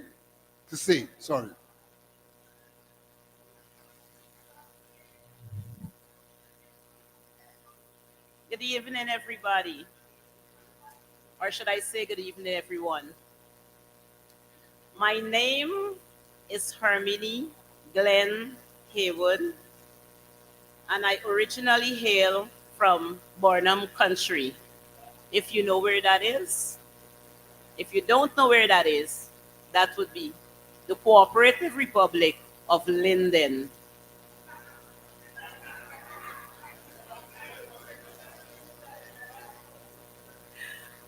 I have backup because Comrade Corbin and also Comrade Norton are my fellow Lindeners. So as a member of the National Congress of Women, Diaspora Arm, and the Canadian representative, on behalf of the chairman of the National Congress of Women Diaspora, Sister Benita Montague, and members, I extend condolences to the bereaved family members. No doubt, I am too young to know all of the accomplishments, experiences, and sacrifices made by our fallen son of the soil. However, from what I know now, it is clear that he meant and means a lot to us. What is evident, Brother Oscar Clarke positively impacted many lives, and his death has sent shockwaves throughout the nation and no doubt among our party membership, as well as the numerous disciplinarians and organization, the numerous, as the, I can't see good, sorry, as the numerous disciplines and organizations he has served. Seeing our chairperson, Benito, Sister Benita, Sister Benita Montague tear up during the elections, the, while playing the party battle song, our recently held elections were, I'm sorry, okay. Seeing our chairman, Sister Benita, tear up during the playing of the party's battle song at our recently held elections, one who is known as an icon, as an Iron Woman, reaffirmed the rich contributions made by our dear party elder and the legacy he has left behind. We express profound condolences, gratitude to his wife and loved ones, and sharing him with us. There are persons who join organizations for what they can see, what they can get, rather than what they can give. But if we go, but if we go down in history, that our dear comrade gave everything he got and transition serving. So in closing, permit me to leave you with this poem. A Hero's Welcome by Robert Longley. Time to come home, dear brother, your tour of duty through. You've given as much as anyone can be expected to do. Just a few steps further, the smoke will start to clear. Others here will guide you. You have no need to fear. You have not failed your brothers and sisters. You clearly give it all. And through your selfless actions, others hear the call. So take your place of honor among those who have gone before, and those who will remember for now and evermore. Thank you, sisters and brothers. Long live the National Congress of Women. Long live the National Congress Reform. I have a second part because I also represent the Toronto West End Group. And on behalf of the chairperson there, Wendy Bourne, and other members, I would like to personally extend our heartfelt condolences to each and every one of you. Thank you very much, and thank you for sharing your beloved one with us. Thank you, my fellow comrades.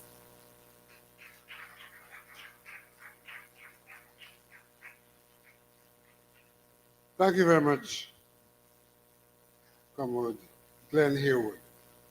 I now call on the Mayor of Georgetown to do his tribute. The Mayor of Georgetown, Comrade Mentor.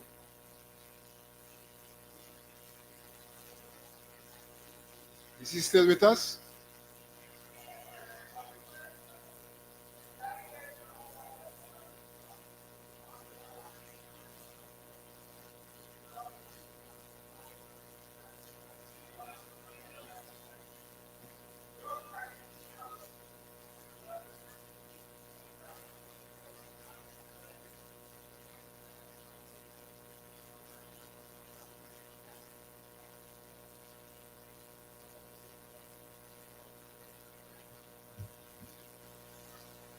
His Worship the Mayor. Thank you. Good evening, all. Family of Mr. Clarke, other distinguished persons here in our midst,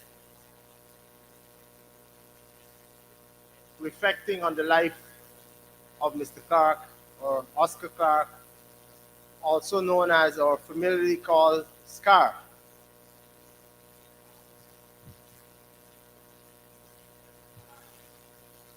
I heard my colleague earlier suggested, mentor, don't cry.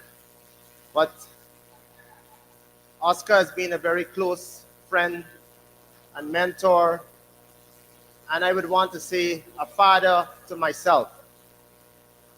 Many would know that my mom would have passed 12 years ago, my father another 6 or 7.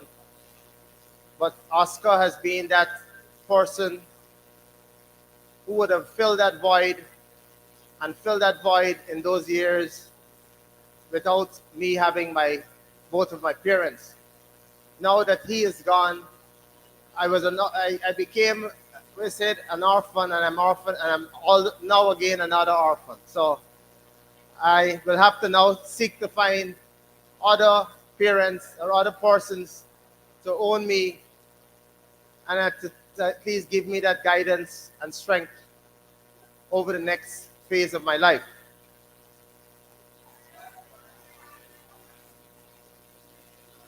In the city council, where I would have known Oscar or spent a lot of time with him, at least for the past, I would say, 7 years. But the last 5 of those years, we got really, really close. Many a days, we would have shared lunch together. We would have, over those lunches, and this is not lunches outside of the council. These are lunches inside of my office then as the deputy mayor. We spent a lot of quality time. He shared a lot with me, and he gave me solid advice as to how I should conduct myself and to guide the process and to be the person that I am today. He was a true mentor, a person that I gather a lot of persons here who would have said the wonderful things about him, and the way he would have shaped their lives, he would have shaped mine as well in a significant way. Those lunch meetings or lunch work meetings that we would have had in the office, discussing a lot of financial matters and treating with a number of financial matters of the council, was very crucial. It was very crucial for us to be able to keep the council afloat and to keep staff and other contractors and other persons paid. He was very instrumental in coming up with ways and means as to how we could be able to do the things that we did. Outside of that, and I want to reflect, because even though Oscar did not get onto this particular council or this current council that we have, he should have been there. But for some reason or some mishap, or for a situation where instead of him being placed on the list, there was some kind of a confusion as where his son's name was placed instead of his. So more than likely, he would have been a part of this current council serving us. And I believe that as Oscar got older, like fine wine, he got better.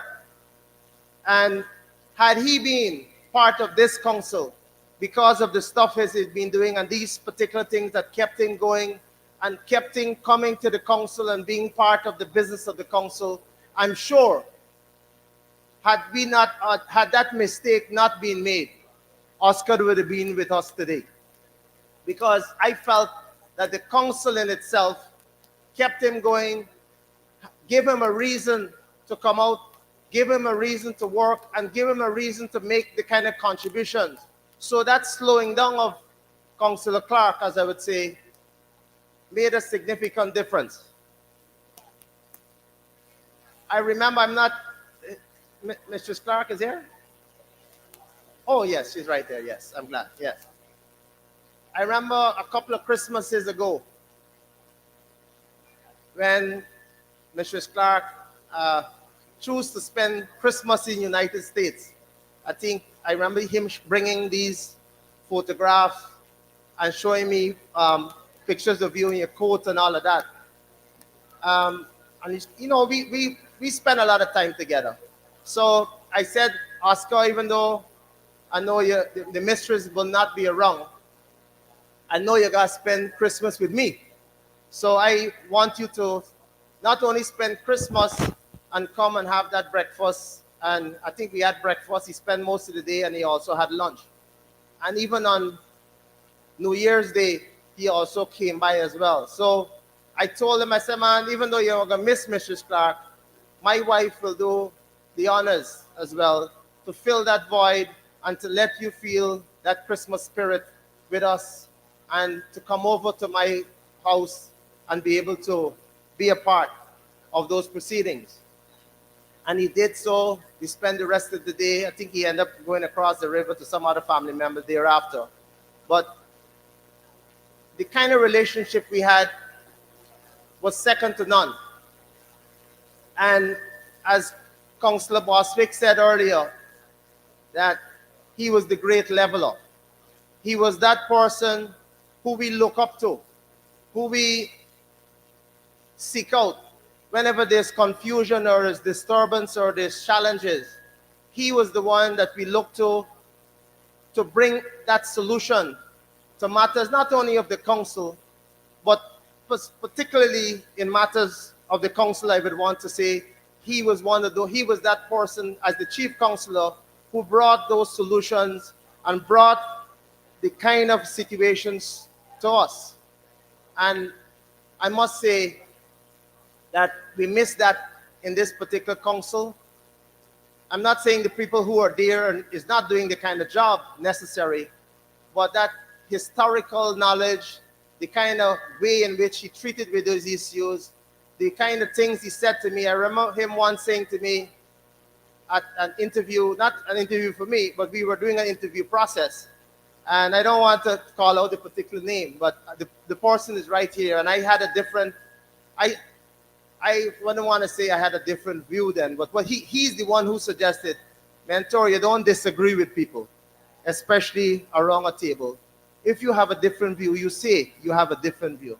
But it's not for you to decide that you don't like what a person says. And so those words remain with me and remain with me until today. And I always use a lot of his terms and a lot of things that he would say to me. And I bring that kind of situations to persons and the council and every other person that I get in contact with. So I know that we will miss him. His family will miss him. Many persons here, and not only in Guyana, but worldly, will miss Oscar Clarke. So without further ado, I would like to say on behalf of myself, on behalf of my family, on behalf of the mayor and councils of the city of Georgetown, we would like to show the love, show the sympathy, and to ask the family members to remain strong in this time of grief. And for Oscar's soul to rest in peace and rise in glory. I thank you.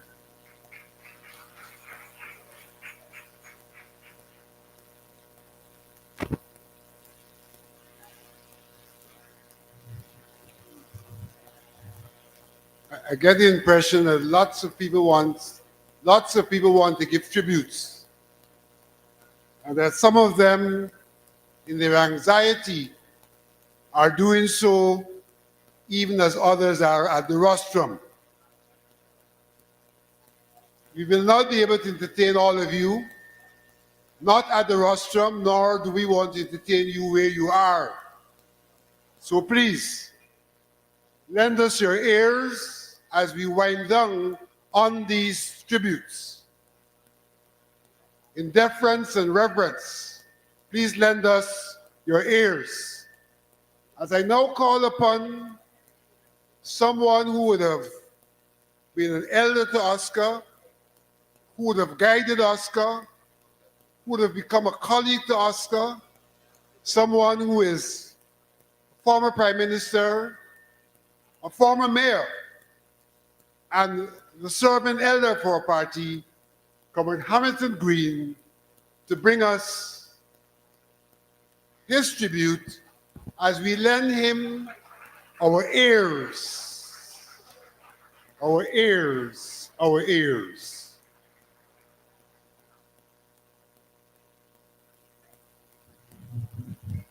Thank you, Comrade Chairman.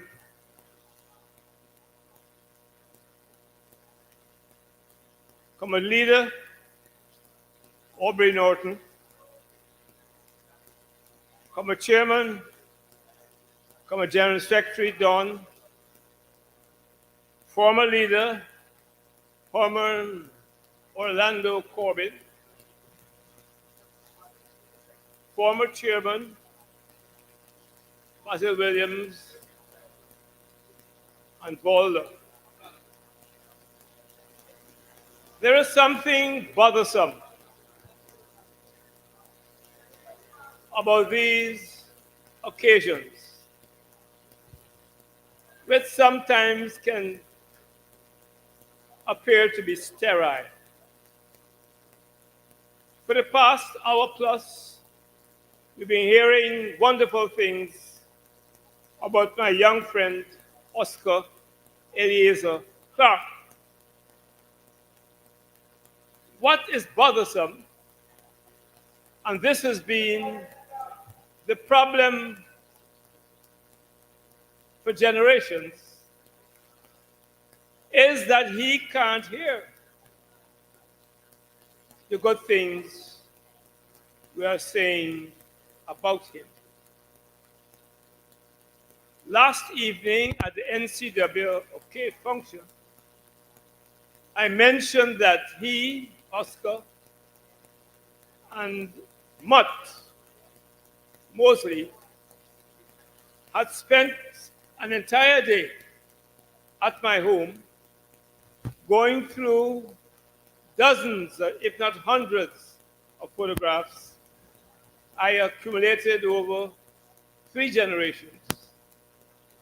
They try to date them and name them.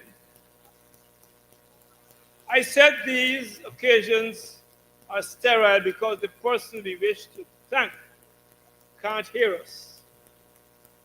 On that occasion, I have the honor and the pleasure of thanking Oscar for this time he spent at my home.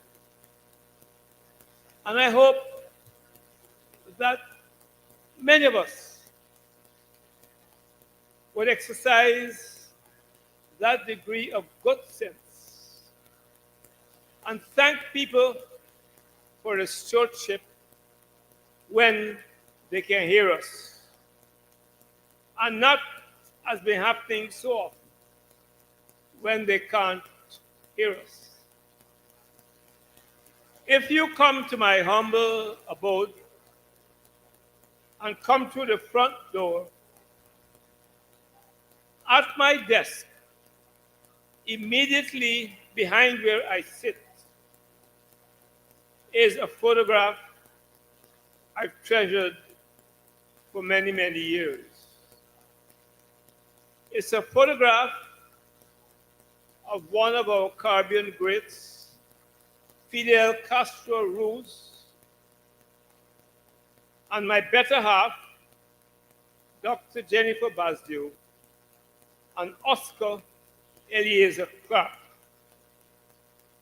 That photograph stands behind me for many years. And now that Oscar has passed, I will ask my wife to enlarge that photograph and ensure it remains where it always has been, in a principal position. I have no doubt that when the leader speaks with penchant for history and research, he will deal with this matter in chronological sequence. For now, I will relate one other antidote, one other event. It was many years ago when we started the Hinterland project to build a road. And there's a photograph which I found a few weeks ago when Oscar was there, with Oscar standing majestically with axe across his shoulder and a huge tree chopped right down to the middle. That photograph was taken by Sidney Wallace. An impressive scene. Oscar with an axe, the tree cut down halfway. The truth is, and Oscar and I discussed it very often, the tree was a sapling which you can cut with a razor blade. But there was Oscar, axe across his shoulder, and the tree representing his conquest. We talked about that photograph often, to the amusement of those who would hear us. I have no doubt that we've lost a good man. And as I said last evening, we must not turn away after making these fancy speeches, but do what we can to ensure the integrity of the People's National Congress. Do what we can to mirror the stamina and the loyalty of Oscar Clarke. That's all I ask you tonight. We can talk and talk and talk. But I repeat, let's turn away and vindicate the stewardship of our brother by coming together, rekindling that spirit which brought Oscar into prominence in 1964, when the Master Blaster, the greatest leader we've ever had, Forbes Burnham, was looking to put in our parliament young men with guts and stamina, having come out of a period of murder, mayhem, and madness. I was General Secretary at the time and recall the time Forbes Burnham took to identify stalwarts. Oscar was one of those stalwarts, and he has continued to serve us with distinction. On behalf of my better half, my wife, I convey publicly condolences to Oscar's family, who I ask you with the party to bear his loss with dignity and to remember the best tribute we can pay is for us to work together to make this party strong, united, so that whenever elections are held, with his memory, his banner, we defeat those rascals who temporarily hold office. Can we do that, my comrades? Thank you very much.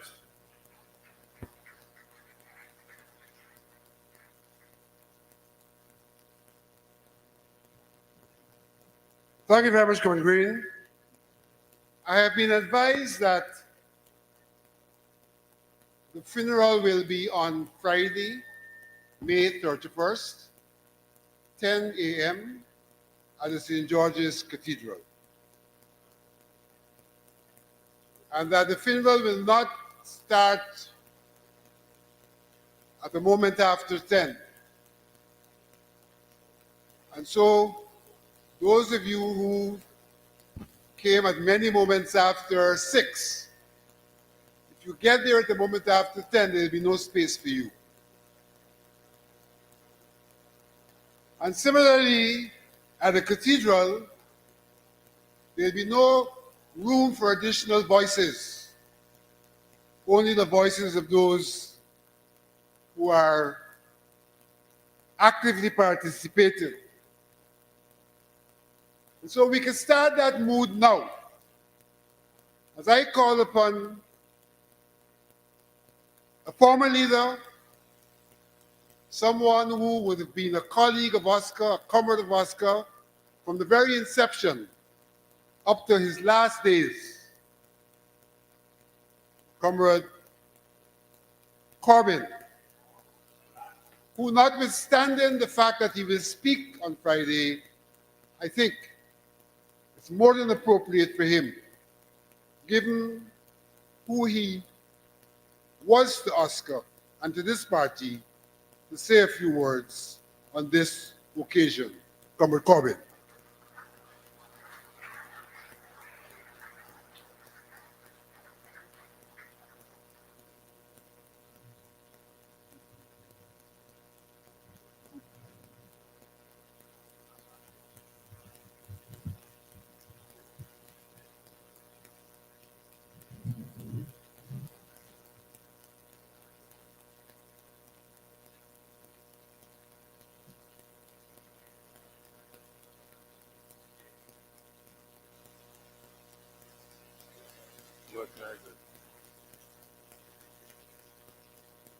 Chairman of this evening's proceedings, Comrade Alexander,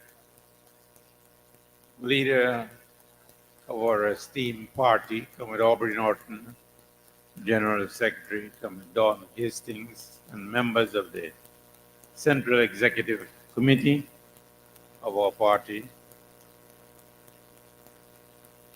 the wife and immediate family of our dear Comrade Oscar Clarke, comrades all. Tonight, I'm not here to give a tribute. I wanted to just share some brief reflections. I have written a tribute to Oscar because a man of his stature and with his contribution to our party, to the nation, and internationally, the words must be written in a way that it can be kept for a long time and remembered. So I'll release the written tribute on Friday. But tonight, particularly since we have had so many tributes, and our leader is going to speak for us all in a few minutes, I'll be brief and just share a few thoughts of a man who I am proud to have called comrade and friend. A man who I met on my first journey to Georgetown permanently, in the sense that I had just relocated from Linden to Georgetown. And at the Dolphin Government School in Broad Street, there was a reconvened Congress of the then YSM, which was held earlier in West Coast Pabis, but was not completed. So the reconvened Congress was at Dolphin Government School. There I met a band of young people who, despite being brainwashed by the colonial education system, despite being forced to sing the songs like Rule Britannia, Britannia rule the waves, Britain, Britain shall never be slaves. I met a band of young people who were determined to change that condition and who fired many others like myself that we were going to work resolutely for the independence of Guyana. Oscar Clarke was among those who led the way from that first time in 1965. From that first meeting to the time of his departure a few weeks ago, we have never parted association, company, and sharing of opinions and thoughts. So it is true that I can probably write a book about my experiences with my friend. When I saw him last for any lengthy exchange was a few weeks ago when my wife arranged a surprise gathering for my birthday in February. And when I came out, Oscar, of course, was among the chief guests. We sat there for hours on my veranda, exchanging memories of those days from 1965 to the time I said he'd retired. But he quickly reminded me that he was still active and that he had a lot more things to do. You could therefore understand my disappointment and sadness when I got the news that he had gone ahead of me, because how I have been in the last 2 years, I certainly thought that he will be doing this for me instead. But he was a competent, dedicated revolutionary who, at the time, without any remuneration or hope for reward, worked assiduously with many young people to change the condition of Guyana. He didn't waver, he didn't travel, he didn't leave the struggle as others did, but he remained right through to the end. And so when I think of Oscar leaving, I think of him living. Because as was evident from all the tributes that I heard here tonight, and from what I followed via Zoom last night of the NCW's celebration, Oscar is not dead. He lives, his spirit lives, and his contributions will be remembered. Oscar was part, as I said, of an era where young men were fired with passion and imagination. And I couldn't help but reflecting on the memories his departure evoked, reminding me of people like Kenneth Wesley Edward Denny, Michael Dawn, Howell Ben. Oh, so many. The old brain is not there. Joyce and Nola Sinclair, Vernon Simon and Vernon Andrews, Lee Burton, Anson Sanko, Sammy Tross. Oh, I could go on. But these were young people at the time who, despite the challenges, because in those days we were told we couldn't take part in politics, some of us. I then was in the public service and recall my controller was a young customs officer at that time when I came to Georgetown. And the control of customs and my CEO telling me that the civil service regulations prohibited participation in politics, so that it took some amount of sacrifice and energy and risk to do what many of those young people did at the time. And our founder leader, Lyndon Forbes Sampson Burnham, recognized the contribution of the young people in this party.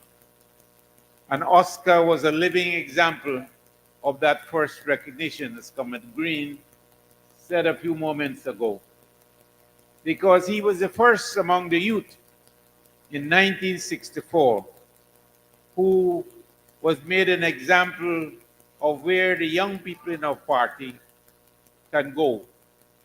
And so he was the first among the youth to go to the Parliament of Guyana. As has been recalled by many, he never wavered since then. And as a parliamentarian, a politician, minister of government,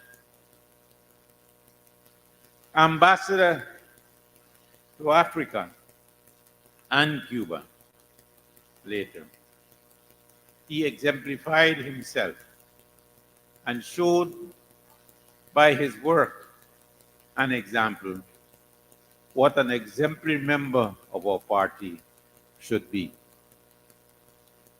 I know that his ambassadorial stint in Southern Africa was probably the pivot and the key cornerstone of his political career.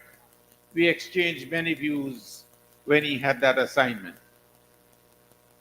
But it must have been a real pleasure, because in the early days of the YSM, the whole question of the African liberation struggle was handed over to the youth arm of this party by our founder leader. It was the YSM which spearheaded all the activities to commemorate the liberation, and in fact the suggestion of giving active assistance to the liberation struggle came from the YSM then. True to form, our founder leader at the Non-Aligned Conference in Lusaka in 1970, at which I was privileged to attend with him again as another very young man, the youngest member in that delegation, at the Non-Aligned Conference in Africa. Our party, then in government, pledged to contribute annually to the African liberation struggle. He, Oscar, was among the young people then, like Kweku Norse, I remember Kweku now. And so many names will come to mind. In the days before his departure, I would have called him to remind me of the names, because he was a fantastic storehouse of information. And unlike me with fading memory, he remembered everything and had the documents, as somebody earlier said. He could always find them to establish the reality. But he was among those and others in the YSM who actually volunteered that we were willing to go to give active military service for the struggle in Southern Africa. And when we sent our petition and information to the African liberation movements, where there was SWAPO, ANC, Frelimo, etc., it was they who said they were not short of soldiers at all. What they wanted was equipment and supplies. Well, of course, Guyana did not have the kind of equipment and supplies that could have advanced that struggle. So when Oscar was made ambassador to Southern Africa, when many of these countries had achieved political independence, I could understand how he felt about the achievement of those countries, since he was personally involved in working from the beginning, from our little end in Guyana, to support that struggle over there. As I said, I thank him for the guidance he's given to our party, to the loyalty which he demonstrated and has been spoken about. And I trust that he will rest comfortably in what John Milton described as the Elysian fields. May his soul rest in peace and rise in glory. To his immediate family, I say, be strong. There's much to be proud about. There's much to give us comfort for the 80 years that he was permitted to live on this earth. And what we need to do is to thank God that he gave him the time to serve and actually work until the time of his departure. And as his dear wife explained to me when I was speaking to her, she was actually in his arms at the time. God has truly blessed you, and let's be grateful for it. Thank you.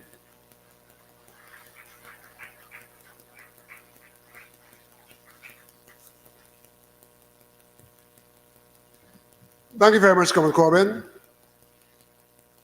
We're winding down, but I have been advised that the North American region has sent a 3-minute message,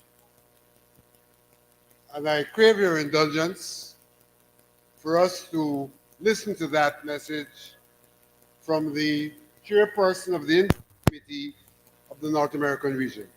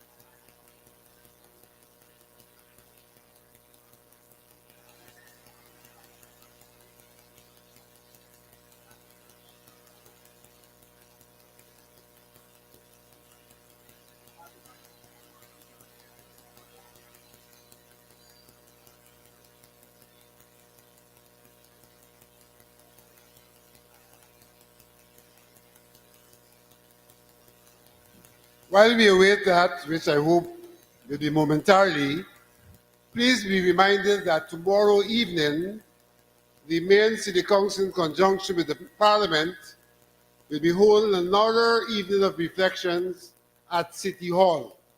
Tomorrow evening at City Hall, the mayor and councillors, in conjunction with the parliament, at 6 p.m., will be holding another evening of reflection.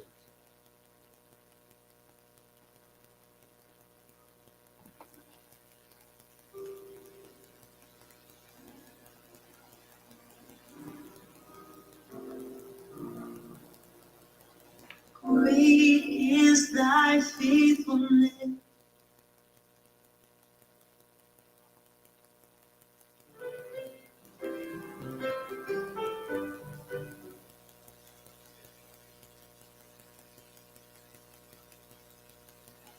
Colleagues and friends and comrades, I think technology is underdoing us.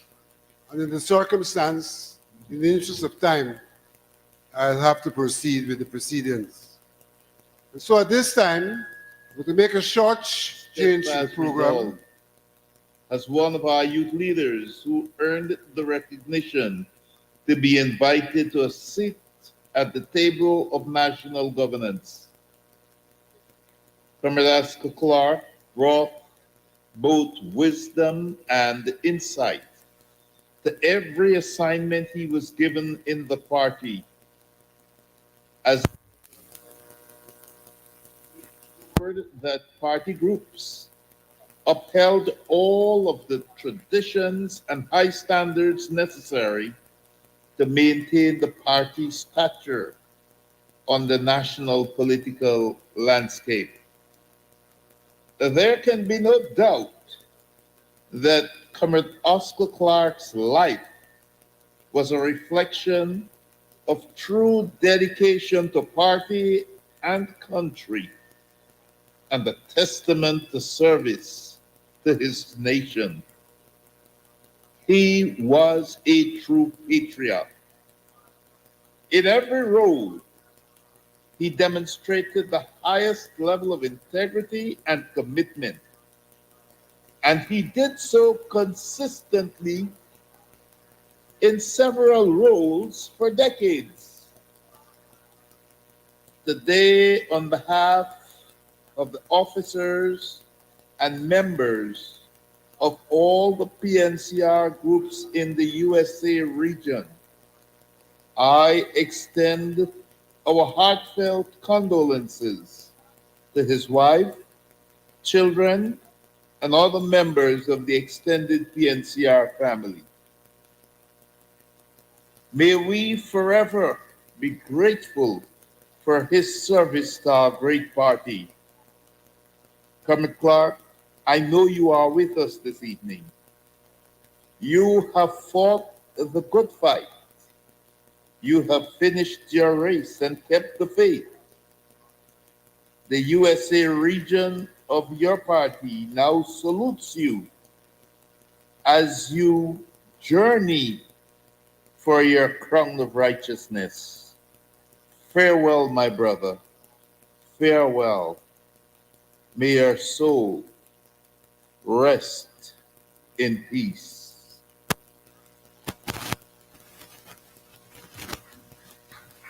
Thank you very much. Slight adjustments to the program. Rather than have us sing "It Is Well With My Soul," I'm going to ask Comrade Ezzy Rockcliffe to do us a rendition at this time. Ezzy Rockcliffe. And Ezzy Rockcliffe is indeed no stranger to the YSM in those early days, and to Comrade Clarke as well.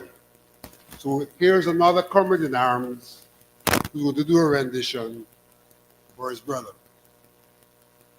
Comrade Clarke was a big fan of the Yoruba singers. It would be wrong for me not to make a contribution tonight.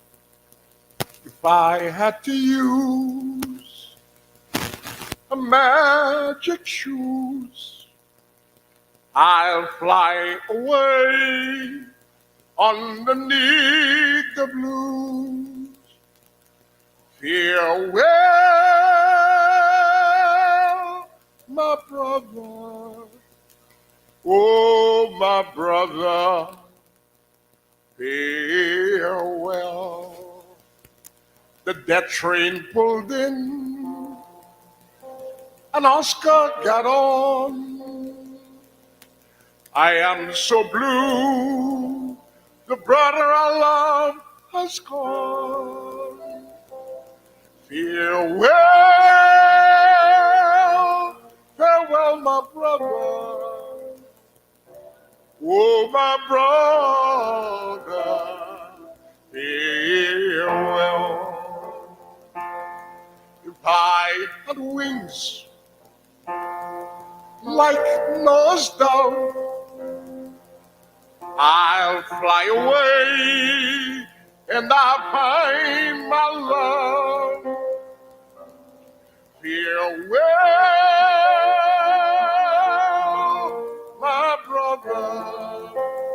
Oh, my brother, farewell. Some men may take, oh, some men may give, but he needs love, love to really live. Farewell, farewell, my brother. Oh, my brother, farewell. Oh, farewell, farewell.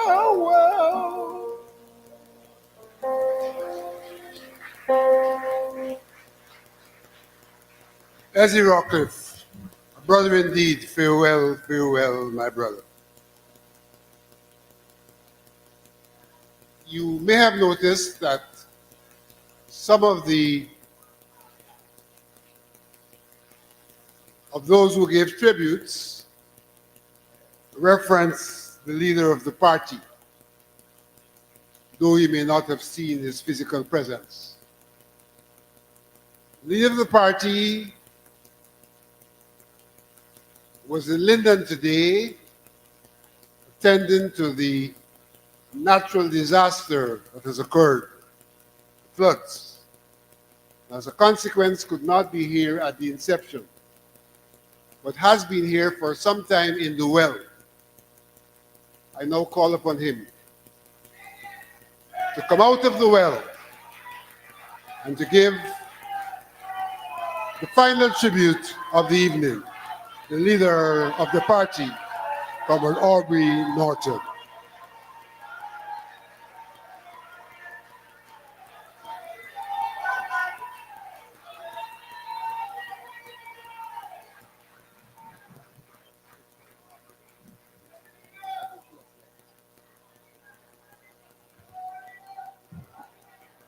Good evening.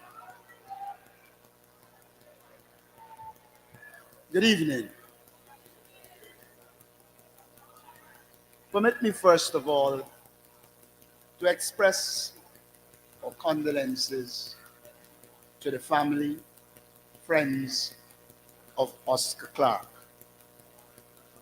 One of the first things I want to say is that I hear people saying Oscar Eliezer Clarke. I want to remind people what he would normally say to me. He said, Aubrey, my name is Oscar Clarke. My son is Oscar Eliezer Clarke.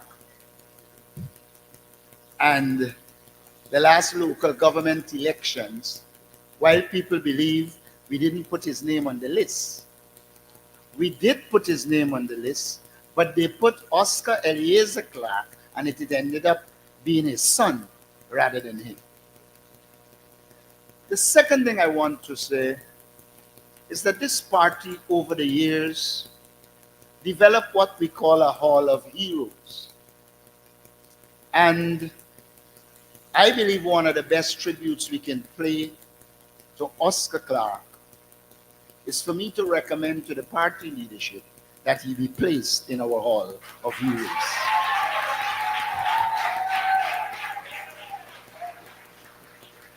It is a while since we haven't placed persons there, and I know a few will be placed shortly, and among them, Oscar Clarke.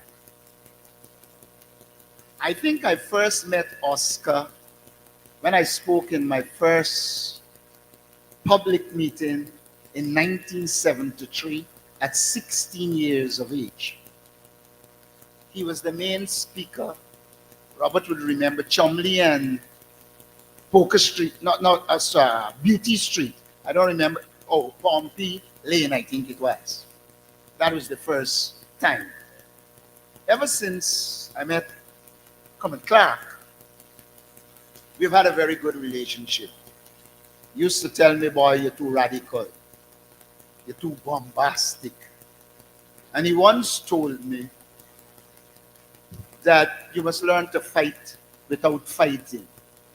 I probably think I learned and understood that very late. But that was Oscar Clarke. I recall he had a special quality. I don't know if I can describe it, but I will try. He had this ability to be annoyed, hide the annoyance, but you knew he was annoyed. How he did it, I don't know. It had a little suck teeth behind. And that's the Oscar Clarke I remember. My intention is not to, because I have to do a tribute on Friday, and so many things would have been said. I don't want to spend a lot of time, but to say we must celebrate the work of Oscar Clarke. He worked hard. He worked long hours, and he worked in the interest of the People's National Congress reform. Those who were sitting with me in my office when we got the news that Oscar died would know. I had just said to them, this afternoon, I'm going to speak to Clarke for him to come and help us to prepare for Congress. And before I was out of that meeting and out of that seat, we got a call that Oscar had passed. A few days before that, I'd said to some of the same comrades that I spoke with Comrade Corbin, and he told me he was hanging in. If I remember his words, today all right, tomorrow not all right. And I said the last time I spoke with Comrade Green, he had said to me, I'm not seeing the way I should. And I said to them that day, but when I saw Oscar, he looked sprightly and he looked like he's going to be around a long time. And so you could understand the shock when I got the news the afternoon that Oscar Clarke would have passed. Having served in the Foreign Service, I would have worked with Oscar. I think I saw Ronald Austin would have left, but we still here.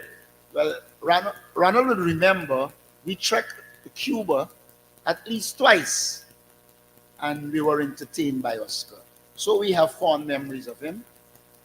We have all been here very long, and so I don't want to give the tribute for the funeral here, but to say it's a great loss to the party. We will miss Oscar, but even as we miss him, we will remember him. And so to the family again, I say once more, have our heartfelt sympathies. Not only you have lost, our party would have as well. And please be reassured, you have an extended family called the People's National Congress Reform. Thank you.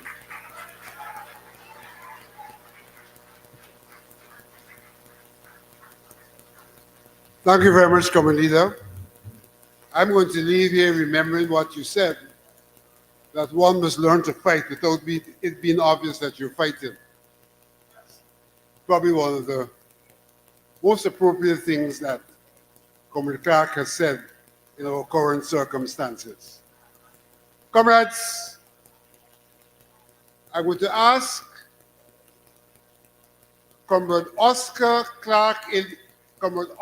Eliezer Clarke to take to the mic at this time.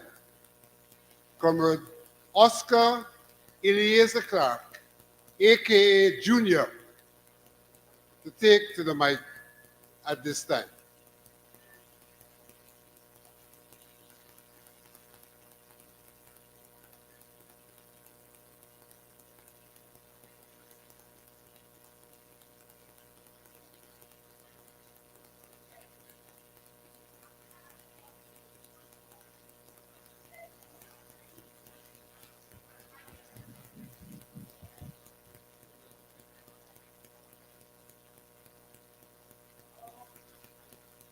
Thank you, Comrade Chairman, Comrade Leader, Party Elder, executive members of the party, General Secretary, and ladies and gentlemen. After listening to many great tributes by outstanding personalities of this party, it is unwise of me to try to emulate any of the remarks that were said. One thing I will correct for the record, I am not Oscar Eliezer. I am Oscar Patrice, named after Patrice Lumumba. So let us just get that right.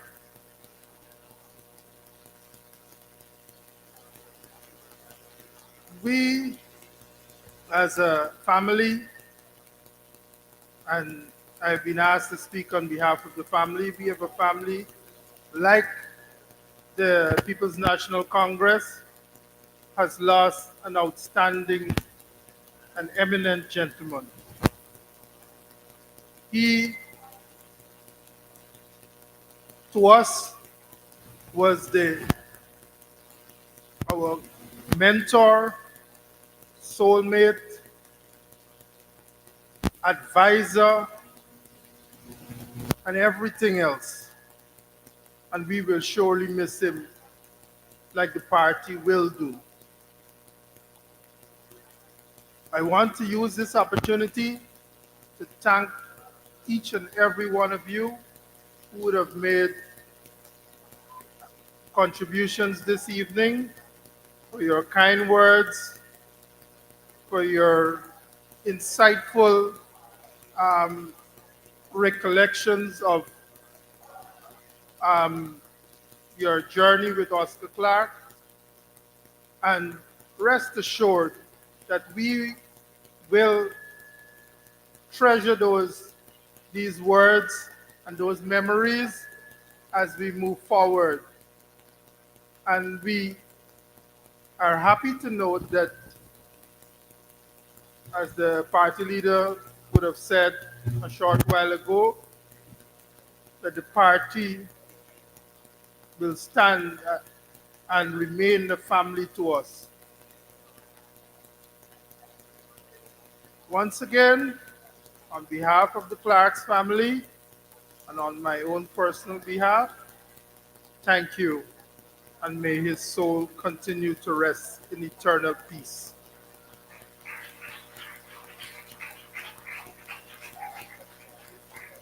Thank you very much, Oscar Patrice Clarke Jr. We are here to say farewell to Oscar Eliezer Clarke. And that's for the record. Comrades, we have come to the end of this evening's activity of reflection. I would like to join with Patrice in thanking each and every one of you for being here. On behalf of the organizers and the party, and in fact extend gratitude to the party for making this event possible. This is indeed fitting that such an occasion should have been held for a fallen brother, Oscar Eliezer Clarke. And so thanks to all of those, in whichever way or fashion, contributed to making this possible. We're going to close this activity by singing the party's battle song in the manner in which Oscar would have sung the party's battle song. And here comes his successor, John Adams, to lead us in the party's battle song.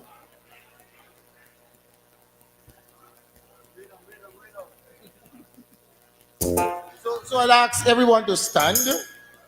This was the high point of any occasion for Commodore Clarke.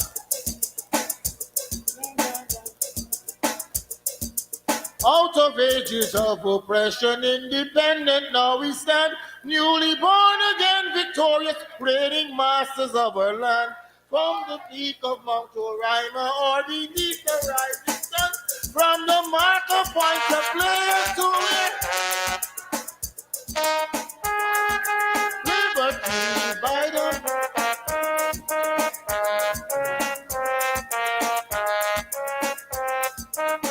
tobacco comrades link our arms in unity, organizing charge the forces of the RTLP. Union, brotherhood, our armor plate, by your knees and bring will cherish. From field and office factory, rally to the PNC. Sons of many lands, daughters of the continent above, PNC lift up the banner of our precious human wealth. All who labor are our workers, all who suffer pain and both the mountains, hill and factories, all we bring them in. From field and office factory, rally to the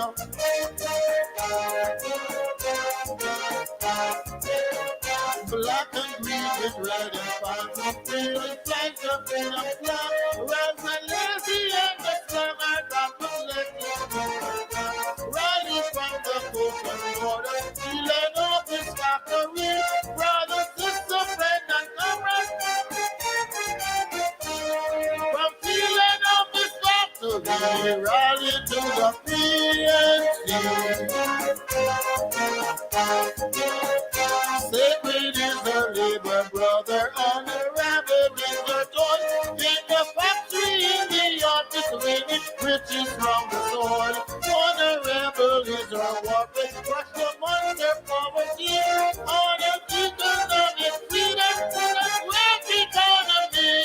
From field office factory, rally to sacred is our labor, sacred is our labor.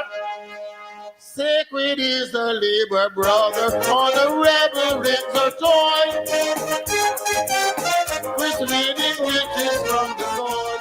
On the rebel is the warfare, push the monster poverty. On to economic freedom in a great economy. From field and office factory, rally to the PNC.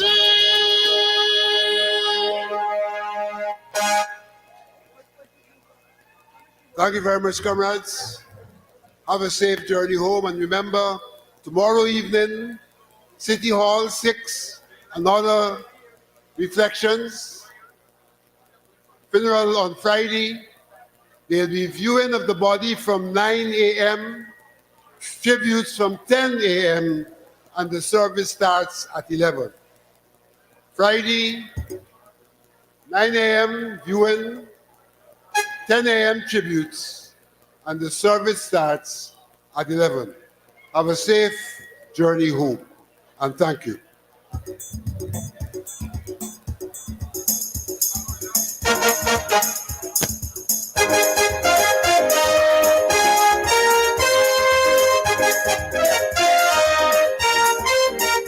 Tell me what you think about Jesus.